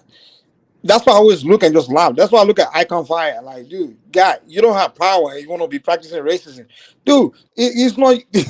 Here's the thing with Icon, right? A lot of Jamaicans, even though I was telling you about Jamaica, right? How they don't really, maybe not embrace the African part or whatever, but they're not necessarily racist towards whites. You get what I'm saying? So he's a little bit. No, what I'm saying he's a little bit unusual because you don't see a lot of Jamaicans that are actually downright racist towards whites or anything like that. But I'm not even making about you. I'm just saying the old anti-white thing that Black Americans are doing, like openly and challenging white people on all these petty things. I'm like, dude, you're not, dude. I understand. Yeah, you have a reason to do that, but if you want to do racism, make sure you get some power. Get power behind it. Hey, Mike. You're not gonna win that battle, man. I disagree. You're not gonna win that battle at all. I don't think Black Americans hate white people. I think they want white people to like them, to embrace them. I don't think they hate white people. It looks like that, yeah. Yeah, so I would say it's maybe because I think it's a little bit of both, right? It's the validation part. It's like a racism, but it's also like a sort of validation part, and that's why you see a lot of Black Americans and Black movements that are fighting for all these rights and stuff like that to be equal to whites and stuff like that. Let me tell you why I said that, bro. Because I would hear some of the blacks, they would complain. They would say white privilege.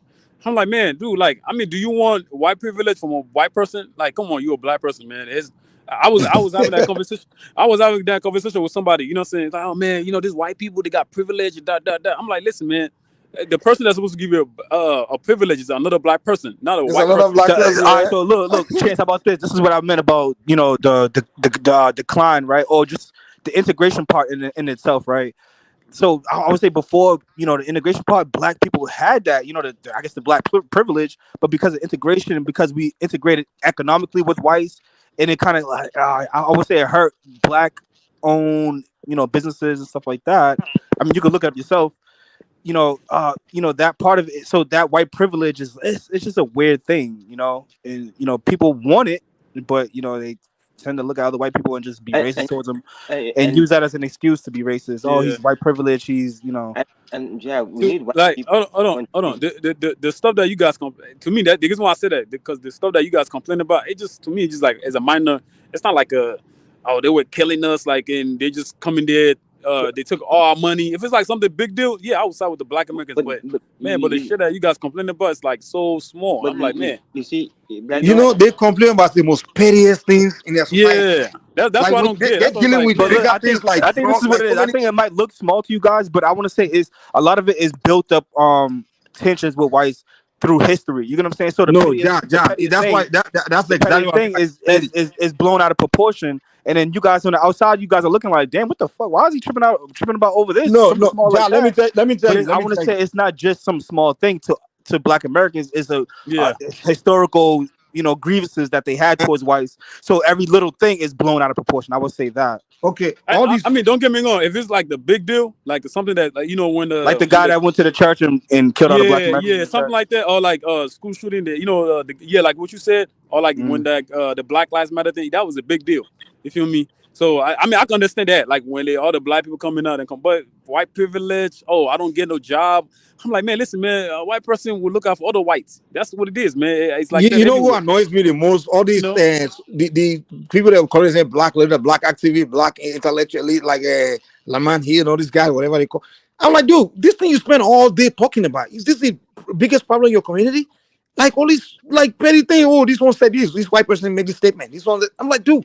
Is that your priority right now? I mean, for them, probably because they make money off of it. Dude, they spend too much energy on what a white man is saying and what I'm like, dude. But they make money off of it, so of course that's their problem. So they raise hustling, basically. But it's not beneficial to the vast majority of Black Americans that are living their life. I had one guy, right? He went to jail, and then he came back bragging about going to jail. But he was like, man, the white people are racist. The judge is racist. I said, man, just stop doing crime, motherfucker. Like, it's not that. If you know that the law is unfair. Yeah, they be talking about the justice system. Yeah, if you know, to me, like me, right? I know as a black guy, right? Like the law here is unfair to me, so I try to stay away from trouble or going to jail. Another argument if you present is, they're giving a white guy that did the same crime for less crime. I'm like, dude, is this what you be talking about? Dude, man, if you do a crime, you should pay for the time, bro. That's what I believe. Don't you think instead of them spending energy to trying to like teach people not to commit crime, they're spending all the energy fighting about how much time they're giving a black guy versus a white guy? I'm like, dude, God, of course they're not gonna be fair to a black guy. Come on now. It's not only here, bro. Go to other countries, bro. They're gonna do the same. They're not gonna be fair to you. That's what it is. I'm not even saying it's wrong to speak against that, but that's not your priority, man. The priority should be how can we get our stay out of trouble, man.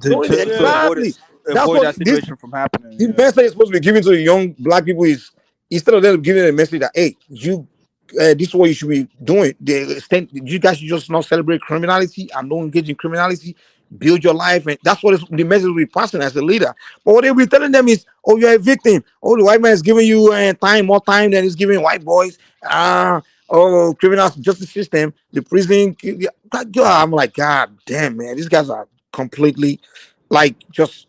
I don't know how to say, man. Like just misplaced priority. Talk about the traditional community.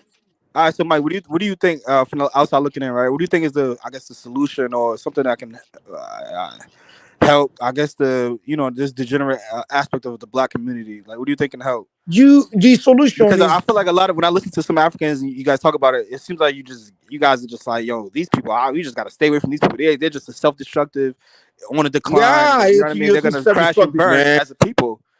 Yeah, it's too self-destructive. I'm sorry. I've lived in Black neighborhood. I'm like, so what do you think the future? What do you think the future is going to be for Black Americans? And what do you think those who you guys got to change the way you do things, man? Or else it's gonna get worse, man. It's just worse and worse. Sense. What do you predict that can happen? What do you think that can happen? Like some type of the way you guys are going with your mentality. Mm-hmm. First of all, you're gonna within America. You guys have born a bridge between yourselves and all other races and communities. And the bridge was born. You born a bridge. So would you say that Black Americans in general, like almost or becoming like an isolated people? Yeah, and currently on the internet right now, you guys are destroying the bridge between you and the rest of like Africa, Caribbean countries. With all these guys you have, like literally, like I know people in because the internet now, everybody's on the internet. Like as we're talking right now, there are people in Africa listening to us, people in Europe listening to us. Unlike in the night back in the days where whatever this kind of conversation will be in a street corner, right? And most people that we hear will be people in the neighborhood or within America. But now the whole world is seeing how we're displaying ourselves, right?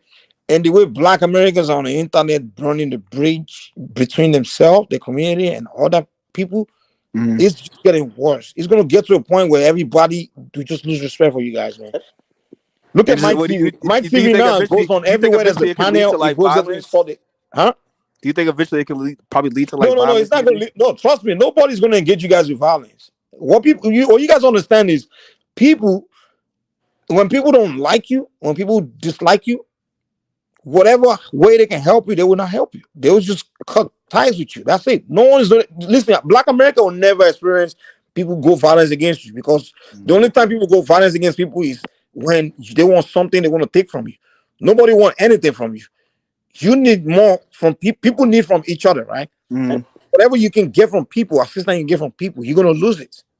Yeah. And if others don't fuck with you like that, or don't really respect you, or don't want to associate with you, you got lots to lose. Even if you open business, they're not going to patronize your business. If you want to do it, but here's my thing. Here's my thing, Mike. What about the probably the good ones, or the ones that want to bridge the gap between like Africa and stuff like that? It's affecting. I would say it's affecting. It's going to affect those guys. That's why we're telling you that's why I'm like one of the main components. That's why I'm one of the main proponents to like the FBA movement, or just the xenophobia that's coming out of my community. And they call me tether. They call me African lover. I'm protecting the Africans. Just on the stream the other day, some guy was like, you're always protecting Africans and stuff like that. And it's like, no, I'm trying to bridge the gap between us, because I don't want us to be some type of isolated people. And then, Black Americans, we have this pompous attitude like, oh, fuck the world, it's us against everyone. And it's like, bro, that doesn't work in reality, exactly. Bro. I have to respect someone like Brandon. You know what I think though? I think you guys should like create the good ones though, the ones that are responsible. They should like create their own tribe, and they gotta set the rules and be like, hey, this is what we're gonna do.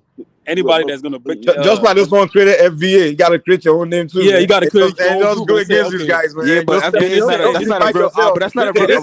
Mike, that's not a real like practical thing, because it's like FBA is mostly just online, bro. Even online, the same thing. Like you get with Brandon, get with all these other, and just create your own name. Like give yourself. I think my remedy. I would say my remedy is just to focus on yourself, focus on your family, get your priorities in order, build yourself, build your of course, that's the number one. Once you get to some type of stature, some type of wealth, just to build, but you build ties with people that are ideally that share the same interest. You still need a community though. You still even I agree with what you said. But the image of your community will always affect you. Trust me. You still gonna need a community. So if you're doing what you're supposed to be doing, and the other ones are not, it's still gonna affect you though. Because it's still gonna affect you. Trust me. The way they look at the bad ones is the way they're gonna look at you. Even though it's the way they're gonna look at you. Man. The dominant voice is what people will go with. Yeah, and that's why I said the ones that are responsible, like the ones that they want to build wealth and all of that, they need to create their own tribe. And this is what we're gonna do. We're gonna stick to it.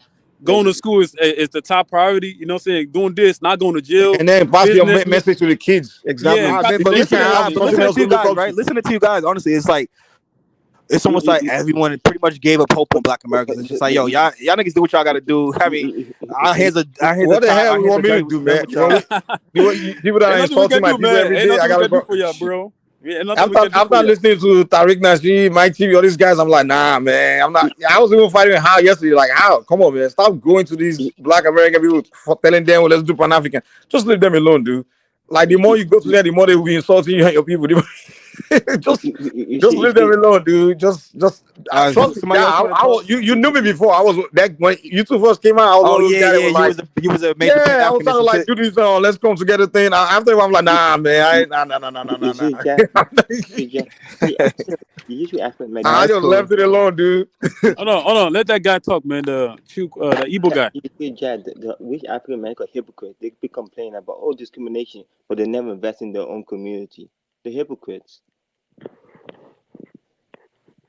Yeah, I mean that's the gist of it, I guess. Black Americans, we going down a slippery slope. I guess that's what it sounds like. But I mean, it is what it is. Just focus on yourself. Get your priorities in order. Build your family. Build your, have some, some type of code within yourself, within your family, and just build with other people that share the same ideas as you. That's the most I can say, really. And if you tell them black crime happened, they'll get mad at you. But it actually happened. Black crime would never admit that. Yeah, I guess. Hey, bro, I'm not saying these things like because I'm not anti-African, bro. I mean, I'm not, like I said, I got some.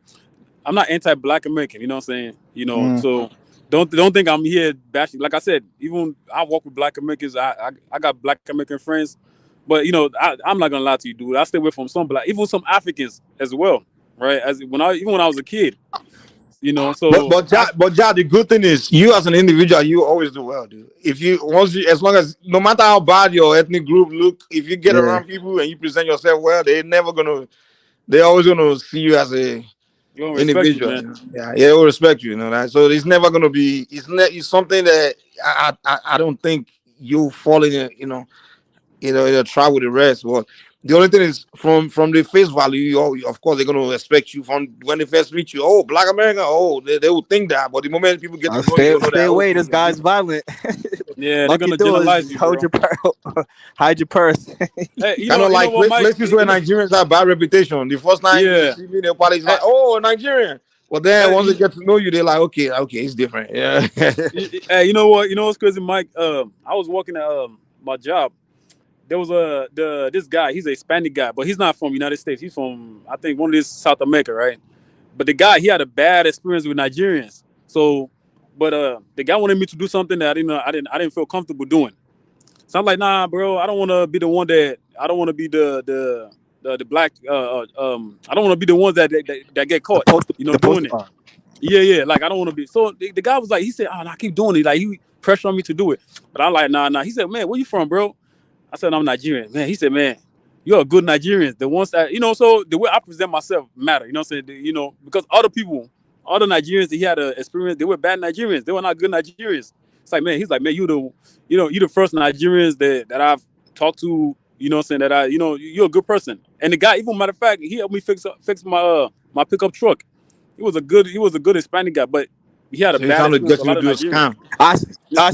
Chance and Mike, let me ask you a question, right? So when you Yeah. guys like interact with other races and stuff like that, they when they find out that you're African and you're Nigerian and stuff, and they be like, oh, you're Nigerian, oh wow, you're not Black American, okay, but fuck those guys. You know what I'm saying? Like, what is your reaction when other races are like kind of bashing Black Americans like to you? You know what I'm saying? Do you like and join in? Like, yeah, I understand what you're saying. Yeah, I can't fuck with these people neither, or do you just like, that's I like Nah, how does that conversation go? Because I'm sure that happens. no. If they talk shit about, number one, you know what I'm saying? If I talk to you and you talking bad about somebody else, automatically I'm not gonna fuck with you.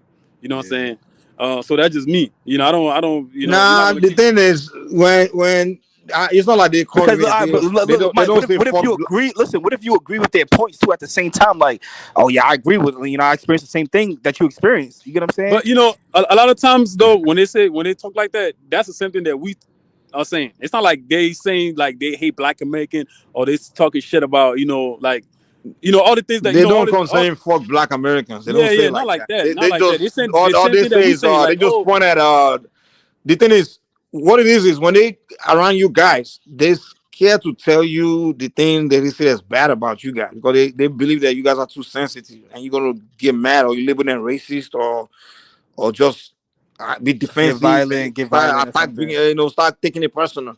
But with us, they just talk about it. What they want to say to you, that is scared to say to you guys about you guys. They comfortably tell us, like, why do Black Americans do that? Why they behave like that? Why they tell us comfortably?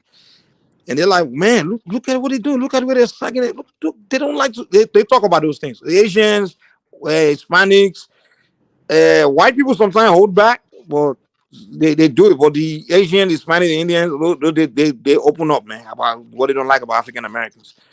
They scared. What they scared to say to you guys, So like I'm because saying, like, what is that like? How do you feel about that? Like, what is your reaction from that? Even if you agree with their points, like, how do you feel about no, what I'm saying? okay, Maybe I like a listen white to man or no. an Asian man that's like, yeah, these Here's the these deal. Black Americans, I, okay, I they're listen to what disgusting. he's saying. Culturally, they're disgusting people. Like, yeah, Well, I don't know calm how you down, feel man. about that. If they come and say in a very derogatory way, like they're disgusting people, that of course I would say, come on, don't talk like that. I won't But do join you him and see say, how oh, they they're feel disgusting. comfortable to say that to you? Well, calm down, man. Let me respond. If someone says something, firstly, I'm trying to make sense of what the person is saying first. I just don't. Oh yeah, yeah, yeah. It's not based on emotion. I don't react like that. If you're saying, oh, why? Maybe he has something to say about Black America. I just listen to what he's saying, and then when I see that, oh, what he's saying is kind of the same thing I believe I share, I'll be like, well, yeah. I mean, I get it, I guess. But then, you know, it is what it is. You know, they need to. Hey, you know, I probably can encourage you to tell you, but hey, I yeah. just see it and listen. That's it. I'm not gonna fight them if he's lying, if they're making up shit like some kind of stereotype or some shit, then I can say nah, that's not true. I can debate. Like no, I think this and that and make correct. Or if he's speaking out of ignorance, I can correct his ignorance. But most of the time, what they're saying is actually true. Like literally, this degenerate shit that goes on, man. Like they actually pull out facts about it, and they trying to tell us that they sometimes what they're trying to tell us is that why don't we talk to you guys? That's what they tell us, especially when we live close to you in the same community. They're like, why don't you Africans take this help this black tell them to stop behaving like that? Sometimes that's the intention is to trying to tell we the black immigrants to correct you guys because they are afraid to come talk to you guys or correct you. So they think maybe it's easier for us to come and tell you guys to correct you, to have you correct your behavior. That's why most of the time, that's the reason why they come talk to us about it. Hey, Job, man. I mean, if they started Hey, you like know what I talking wish shit, sometimes? You know what I wish sometimes? Like, yeah. oh, we can like switch places. Like, if all like all the Africans can come here, and then all the Black Americans can go there to like I guess their own continent, their own place where they don't have that same exposure and stuff like that with whites and other races. Like I don't know. I used to think that as a kid. Like, yo, sometimes I wish we could just like trade places and see how that would work out. Like, I don't know. That'd be a weird thing. It's just a hypothetical. It's just a hypothetical thing now. Man, I mean, it's not too late, bro. What do you think? It's not. You want to go? You want to go on the continent? You want to live on the continent? Oh yeah, no, I definitely have aspirations for myself. Yeah, definitely. Yeah, That's bro. part of one Let of my me goals and stuff. No, but I was speak saying in on the what general. Mike. I was saying in the general aspect of like, the whole group of Black Americans switch places with like the whole group of Nigeria, and then, Black Americans have their own country, continent, whatever the case may be, and all the Nigerians. I don't know. It's just a like imaginative to like type of thing. You know what I mean? But I always thought that to myself, like, well, how would it be? Just pondering this shit. I mean, hey, let's sign a contract, my guy. Hey, because listen, there's a lot of opportunity here, bro. You know what I'm saying? If you know what you're doing, mind your business. Mm-hmm. You can make it. You can't even make it anywhere. To be honest with you, I actually over here is even better. Africans, it's so funny. Africans think, the African, everybody think Black Americans are born in a more privileged situation. That's what people think. And that's the crazy part because I feel like a lot of maybe some Black Americans might not see that. Even in our households, right? There's like a saying, right? Like say if you want like growing up and you're a kid and stuff like that, you eating your food and you don't eat all your food or you try to waste your food, and then your parents be like, oh, there's starving kids in Africa, eat your food. I know what's funny. I agree and I also disagree. For example, when my family moved to America, like me and my older sibling, we already grown. We've grown in Nigeria. We've lived, we've pretty much already almost, we already grown. We've spent our childhood in Nigeria. But my younger brother was 4 years old, and then my younger sister was born here. And when we came, I was looking at them like, oh, they're privileged. Oh man, they were, they're like so lucky to be. My younger sister lucky to be born here, and my younger brother like career 4, so you don't have to, experience basically they're grown up in a rich country, like the richest country. But after we became adults, and watched them growing up as they were growing up, I was like, damn, I was lucky. I was growing up in Nigeria because I saw a lot of things they were missing. Like they were not learning so much things we were learning over there. Like I begin to see the beauty of growing up in Africa. Like so many experiences, so many traditions you would learn, so many things that would shape you. But they were lacking that growing up in America. They did experience. They were just pretty much at home, in the house. The socializing in America is not the same. Like it's just hostile. Like the other kids, they don't the way kids relate to each other in America. The way they relate to their society, and then on top of that, they just black. And I was like, nah, I think I had better privilege growing up in Africa. The only thing they had I didn't have was that, hey, the basic things just in abundance, like like economic opportunities and stuff like that, yeah, right? yeah, the basic things in abundance. But growing up in Africa, man, it's actually a lot of privilege because you actually enjoy your Well, childhood you with didn't Like stay a in peace of Africa. mind, you would say. yeah, you get exposed to so much in Africa, and then you're more very comfortable as a child being in your skin and being just a child. It's more like you just enjoy yourself, your upbringing, and you enjoy it. It's more joyful and life, show you more meaning. Yeah, because I can Yeah. say like my experience growing up as a Black American, right? Like you grow up, you gotta fight, you gotta throw your hands, Yeah, like in yeah, you gotta school, in the fight neighborhood. and John, it Like was so funny. we had that togetherness and stuff like that. But it's also you get Nah, it wasn't. decimated. You Yeah, know, Trust, us. We don't you we don't can't have say to do nah. that. I'm telling you my experience. You know what I mean? But Us. We don't have to do that. We don't have to fight. Yeah, we yeah. don't yeah, have that's to what be I'm doing saying. It's all the that, difference. man. I feel Hey, like we come from a more like hostile. We sometimes we can be hostile towards each other Yeah, in so certain ways. hostile. Yeah, and I will tell you, I came as a teenager, right? So I finished my high school here. So I was comparing my high school experience in America with my high school experience in Nigeria. Like in Nigeria, like the schooling experience, it was extremely fun, dude. Like extremely fun. Even though the teachers would whip the shit out of us when we misbehave, we get even the other kids. So everybody was like, it's almost like family. There's no, oh, you are the cool kid, or you wearing Jordans, or you um who's this and that. It was every kid's just we just interacting, like just more like family, just having fun together, man. Both the tall kid, short kid, cute kid, ugly kid, whatever. It was no discrimination, none of that. And then even kids on different tribes, we were just being bond. Literally everybody that went to school together, like especially the entire set, people from the same class group, like same grade. We all knew each other, man, and we're like Oh, so family. y'all wasn't worried about who got the flyest He J's, wasn't none of nah, that. bro. who got the No. gold chain. Exactly. Whatever you have is whatever you have, bro. Yes, That's whatever it. you have. Chance, Ja, in America, like in school, you just have your crew, It's right? very Yeah, materialistic. yeah. Yeah. You have your own crew, like 3-4 guys. That that's all the friends you have. Yeah, and that's it. Everybody else you don't fuck with. Like you just have your own little circle. Yeah, you sit at your It's own not like table. that Yeah, now. school. I would say school kids in America are very polarizing. Like they have Yeah, their own yeah, but crew, in their own. Africa, it's like there's no. Yeah, you may have your own crew, but it's like the entire school is like a family, one big family, dude. Like everybody, all the kids, and then like as adults, when we look back, we share memory, we just contact each other. So the respect, for one another, I really enjoyed it, man. Like, but when I came to America, it was just toxic, man. God damn.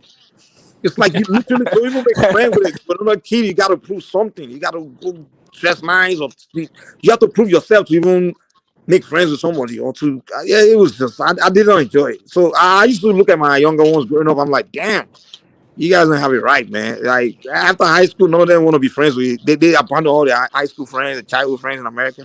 They moved on with their life. But whereas in Africa, those of us that grew up together, man, we're like friends for life. Like So that's just the difference, man. The culture is a difference. Yeah, that's definitely the difference, the culture.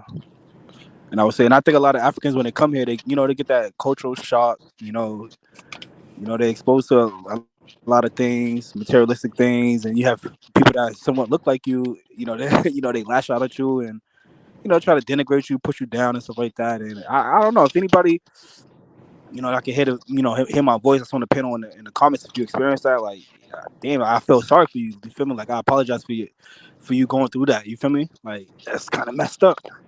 But I mean, it is what it is, bro. You're dealing with the people that's went came from a hostile environment. Being in the minority in the country, that wasn't built for them. The descendants of They're gonna be slaves and stuff alright, like bro. He that. wasn't killing them. Yeah, yeah, descendants of slaves and stuff like that. So I mean, it's a weird, like a warped kind of thing when it comes to Black Americans. Like that's why a lot of people, they see the problems of Black Americans, but they can't really point at a solution. You get what I'm saying? Like they can formulate, try to think of a solution, but it's never gonna. It's not something that's fully like. It's something that's just different. You know what I'm saying? Hey, you know what? You know what's good to job, bro? And Africans, they could have sympathized with Black Americans. You know what I'm saying? When we start coming here, but the way you guys just be attacking Africans, man. Because sometimes, right, when I hear the way some of you guys talk and like what you guys been through, I try to like, maybe because I grew up here, I try to like relate to that. I'm like, okay, I But can understand where they're I coming don't think it's from. relatable. It's not really relatable because we But both like I had can different understand, like experiences. I can understand where you guys are coming from. That's what I'm trying to Mhm. say. You know what I'm Okay. saying? But that toxic, environment that you guys grew up in, that mentality that you guys have, man, that shit scared away a lot of people, man. I'll be honest with you, man. You know what I'm saying? Because people, cause I see Bro, like Africans doing what, that bro? too. What happened? Huh? What toxic stuff you talking about, bro? What happened? No, I'm talking about like He's y'all talking about culture. growing up in like probably growing up or being in the hood and stuff like that. Yeah, Bro, like you that only cult, talking like about that black New York, right? Like say American Talking about say culture. like, all right, you so talking about New Dante, York because you say just for came to example, Texas. yeah, so say for example, right, African, they they come to America and then they go slap dab in the middle of Baltimore somewhere. Like it's gonna be a shock for them, like, what is this? And then their parents is like, they want them to do good. They want better for them, for their children, so they, kind of, avoid these people, avoid certain, certain elements of these people and stuff like that. So, and then I think some Black Americans see that and internalize like, oh, these people they don't fuck with us, or they don't want to be. It's not they don't fuck with you. It's I guess the No, some of them don't fuck certain with us. Some of elements. them straight trouble. They Yeah, straight trouble. I'm just trying to look at it from a broader standpoint because I'm coming from my perspective as a Black American, but I'm trying to look at it Yeah, but from your perspective too. You get what I'm saying? And I don't think a lot of people can look at things from a kind of like a general perspective, or from the above looking down or stuff. But yeah, I mean, the experiences is different. It's just different from both sides, and I would say the best way to kind of bridge that is like some type of cultural exchange, cultural institutions. You might see that in like some colleges and stuff like that. Some of the You know, historic Black colleges, you might see that. I think business, bro. I think business. If we Yeah, start definitely business. doing trade amongst ourselves, yes, the relationship will over time is gonna get better. But now, so far, no, it's not gonna. I don't see it. I'll be honest with you, man. I don't see it. Actually, it's worse. Even getting worse every time, bro. So, uh, like, bro, what city you in now, bro? You in Houston? no, I stay in Texas, bro. And I'm not gonna Yeah, tell you you in because last Houston time, now? bro, you don't want to tell me where you from. You thought I was gonna come and kidnap you or something. Nah, shit. You in a big What's city, right? huh? You in a big city? Yeah, I'm Or, in the big city. Yeah. yeah, you're in the Houston to Dallas. So you don't see Nah, I'm Africans not out gonna there tell you. You don't want to tell me with where black you people, come. Black Americans. Yeah, I don't y'all care don't where got to you tell at, each bro. other I'm where just y'all saying. from and shit. I don't need y'all meeting up and trying to fight I nothing don't like care, that. bro. I just say you No, in a no, big city, no, so no, no, no, no, you not already like that. admitted Not that you was like in a that. big city, so it don't matter, bro. You said what? So you already admitted you was in the big city, so it don't matter, bro. I'm just saying you don't see Black Americans and Africans talking to each other in real Man, life. man. Listen, man. The guy that worked for me right now, he's a cool Black American guy. I get along with him fine. Okay, then. You know what I'm saying? He worked for me, and the guy, he's a cool dude. I like him. The last You guy, just the one talking about before the him. relationship was getting worse, but I don't believe that. You don't believe me? Nah, I mean, that's nah. his experience. You got to take his word for what it is, bro. It's Yeah, not. I'm It is telling what you, it bro. yeah. is. Like That he said we talking about overall, not just in Houston. the one before him. I didn't like that guy. I didn't get along with him. But this one, I get along. Like That don't even mean nothing. I don't get along That's with like some that's Africans. people though, bro. You're not gonna get along with everybody, bro, just because they Hey, Black listen, American I'm or they not. African. Listen, hold on. We're not generalizing everybody, bro. We're not generalizing. I'm not gonna generalize all black or even African. Anybody. I don't generalize everybody. And you can't say the So relationship is getting worse. You don't know the don't take it to relationship. heart, bro. You said what? Trying to say that the whole overall that the relationship between Africans and Black Americans is getting worse, but really, it's like Hey, it was never it's, really a real relationship like that. Like, yeah. I mean, it I is what it mean, is, man. I don't know. I don't know what to tell you, bro. We have different culture, different ideology, bro. Different mindset, different way of doing things, bro. And you're not gonna change. Just like we're not gonna change you guys. You guys not gonna change us. We're gonna do what we're gonna do, and that's Facts. it, bro. Yeah.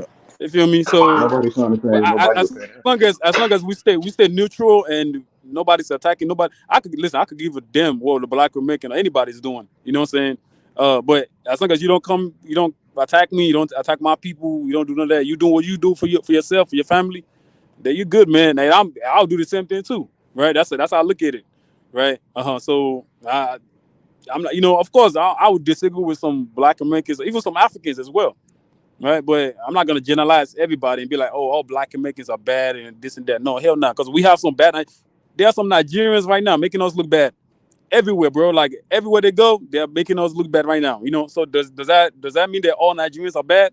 There are some good Nigerians, there are some bad Nigerians, there are some good Africans, there are some ignorant Africans too as well.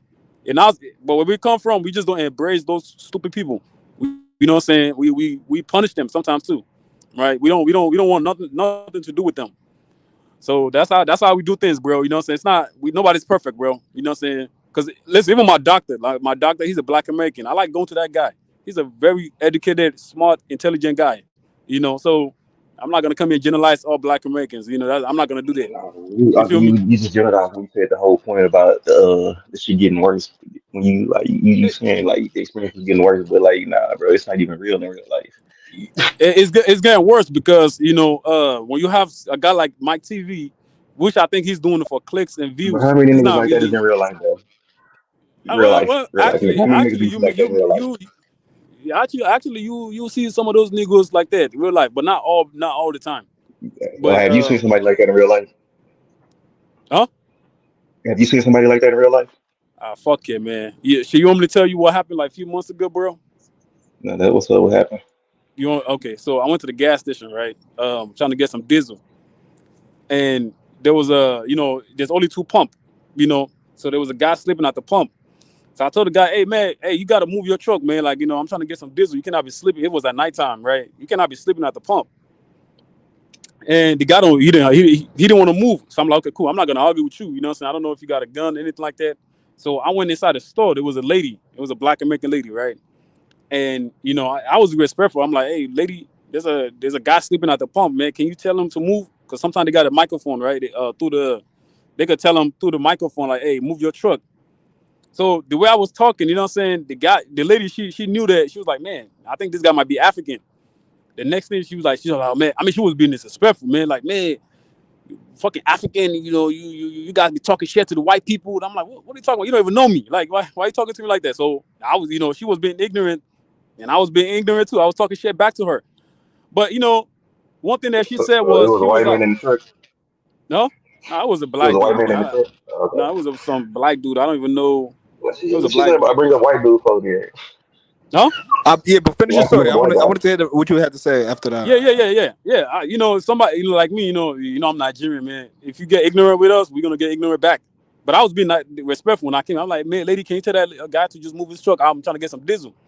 But she was so rude and disrespectful, bro. Like she was talking shit. Oh, you fucking African, you guys talk shit to the white people. I said, man, you don't even know me. I don't have no white friends. What are you talking about?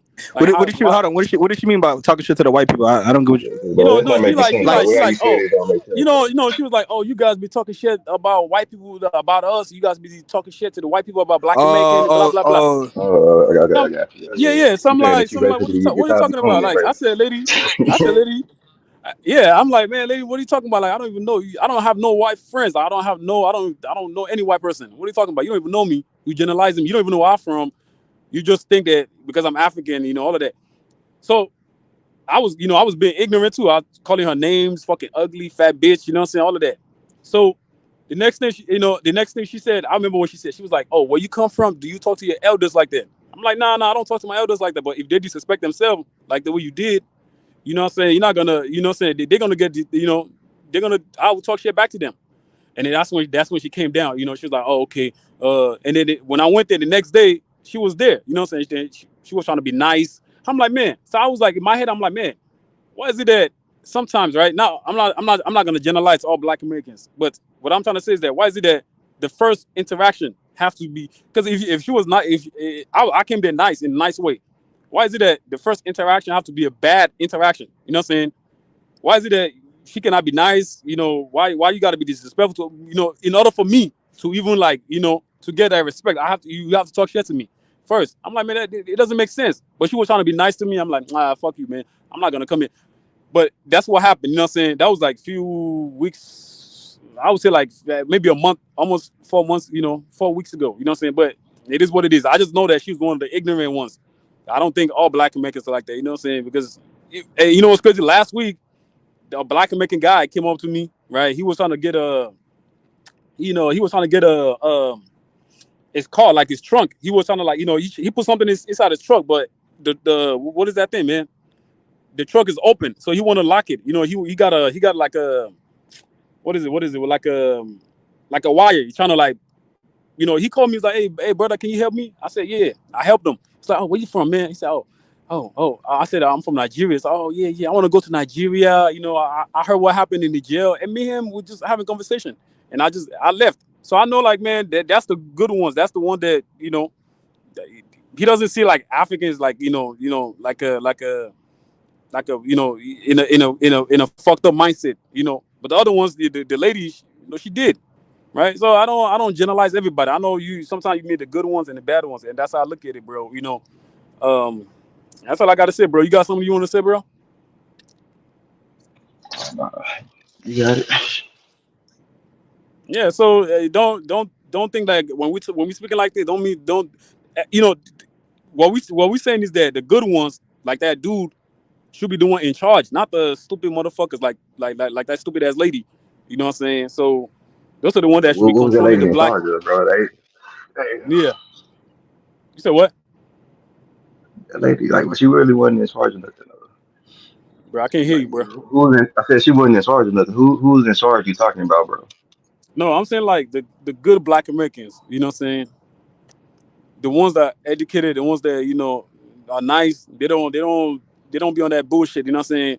You know, those are the ones that needs to be controlling the narrative of black Americans, not those like Mike TV, all those Tariq Nasheed, all those motherfuckers, man. You know, those are the ones I that's don't making want to see black the America nice look bad. people though, bro. Negativity sells. Like, I don't want to see the good black Americans. It's been Pan African, lots of Pan Africans out here. Nobody care about.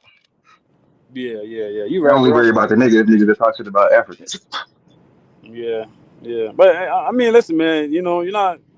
It is what it is, man. Like I said, we don't have to get along, but we just gotta do what we gotta do for ourselves and our family, and that's it, bro. Like my family not come here just to be talking shit and hateful towards black Americans. Nah, man. You think we got time for that?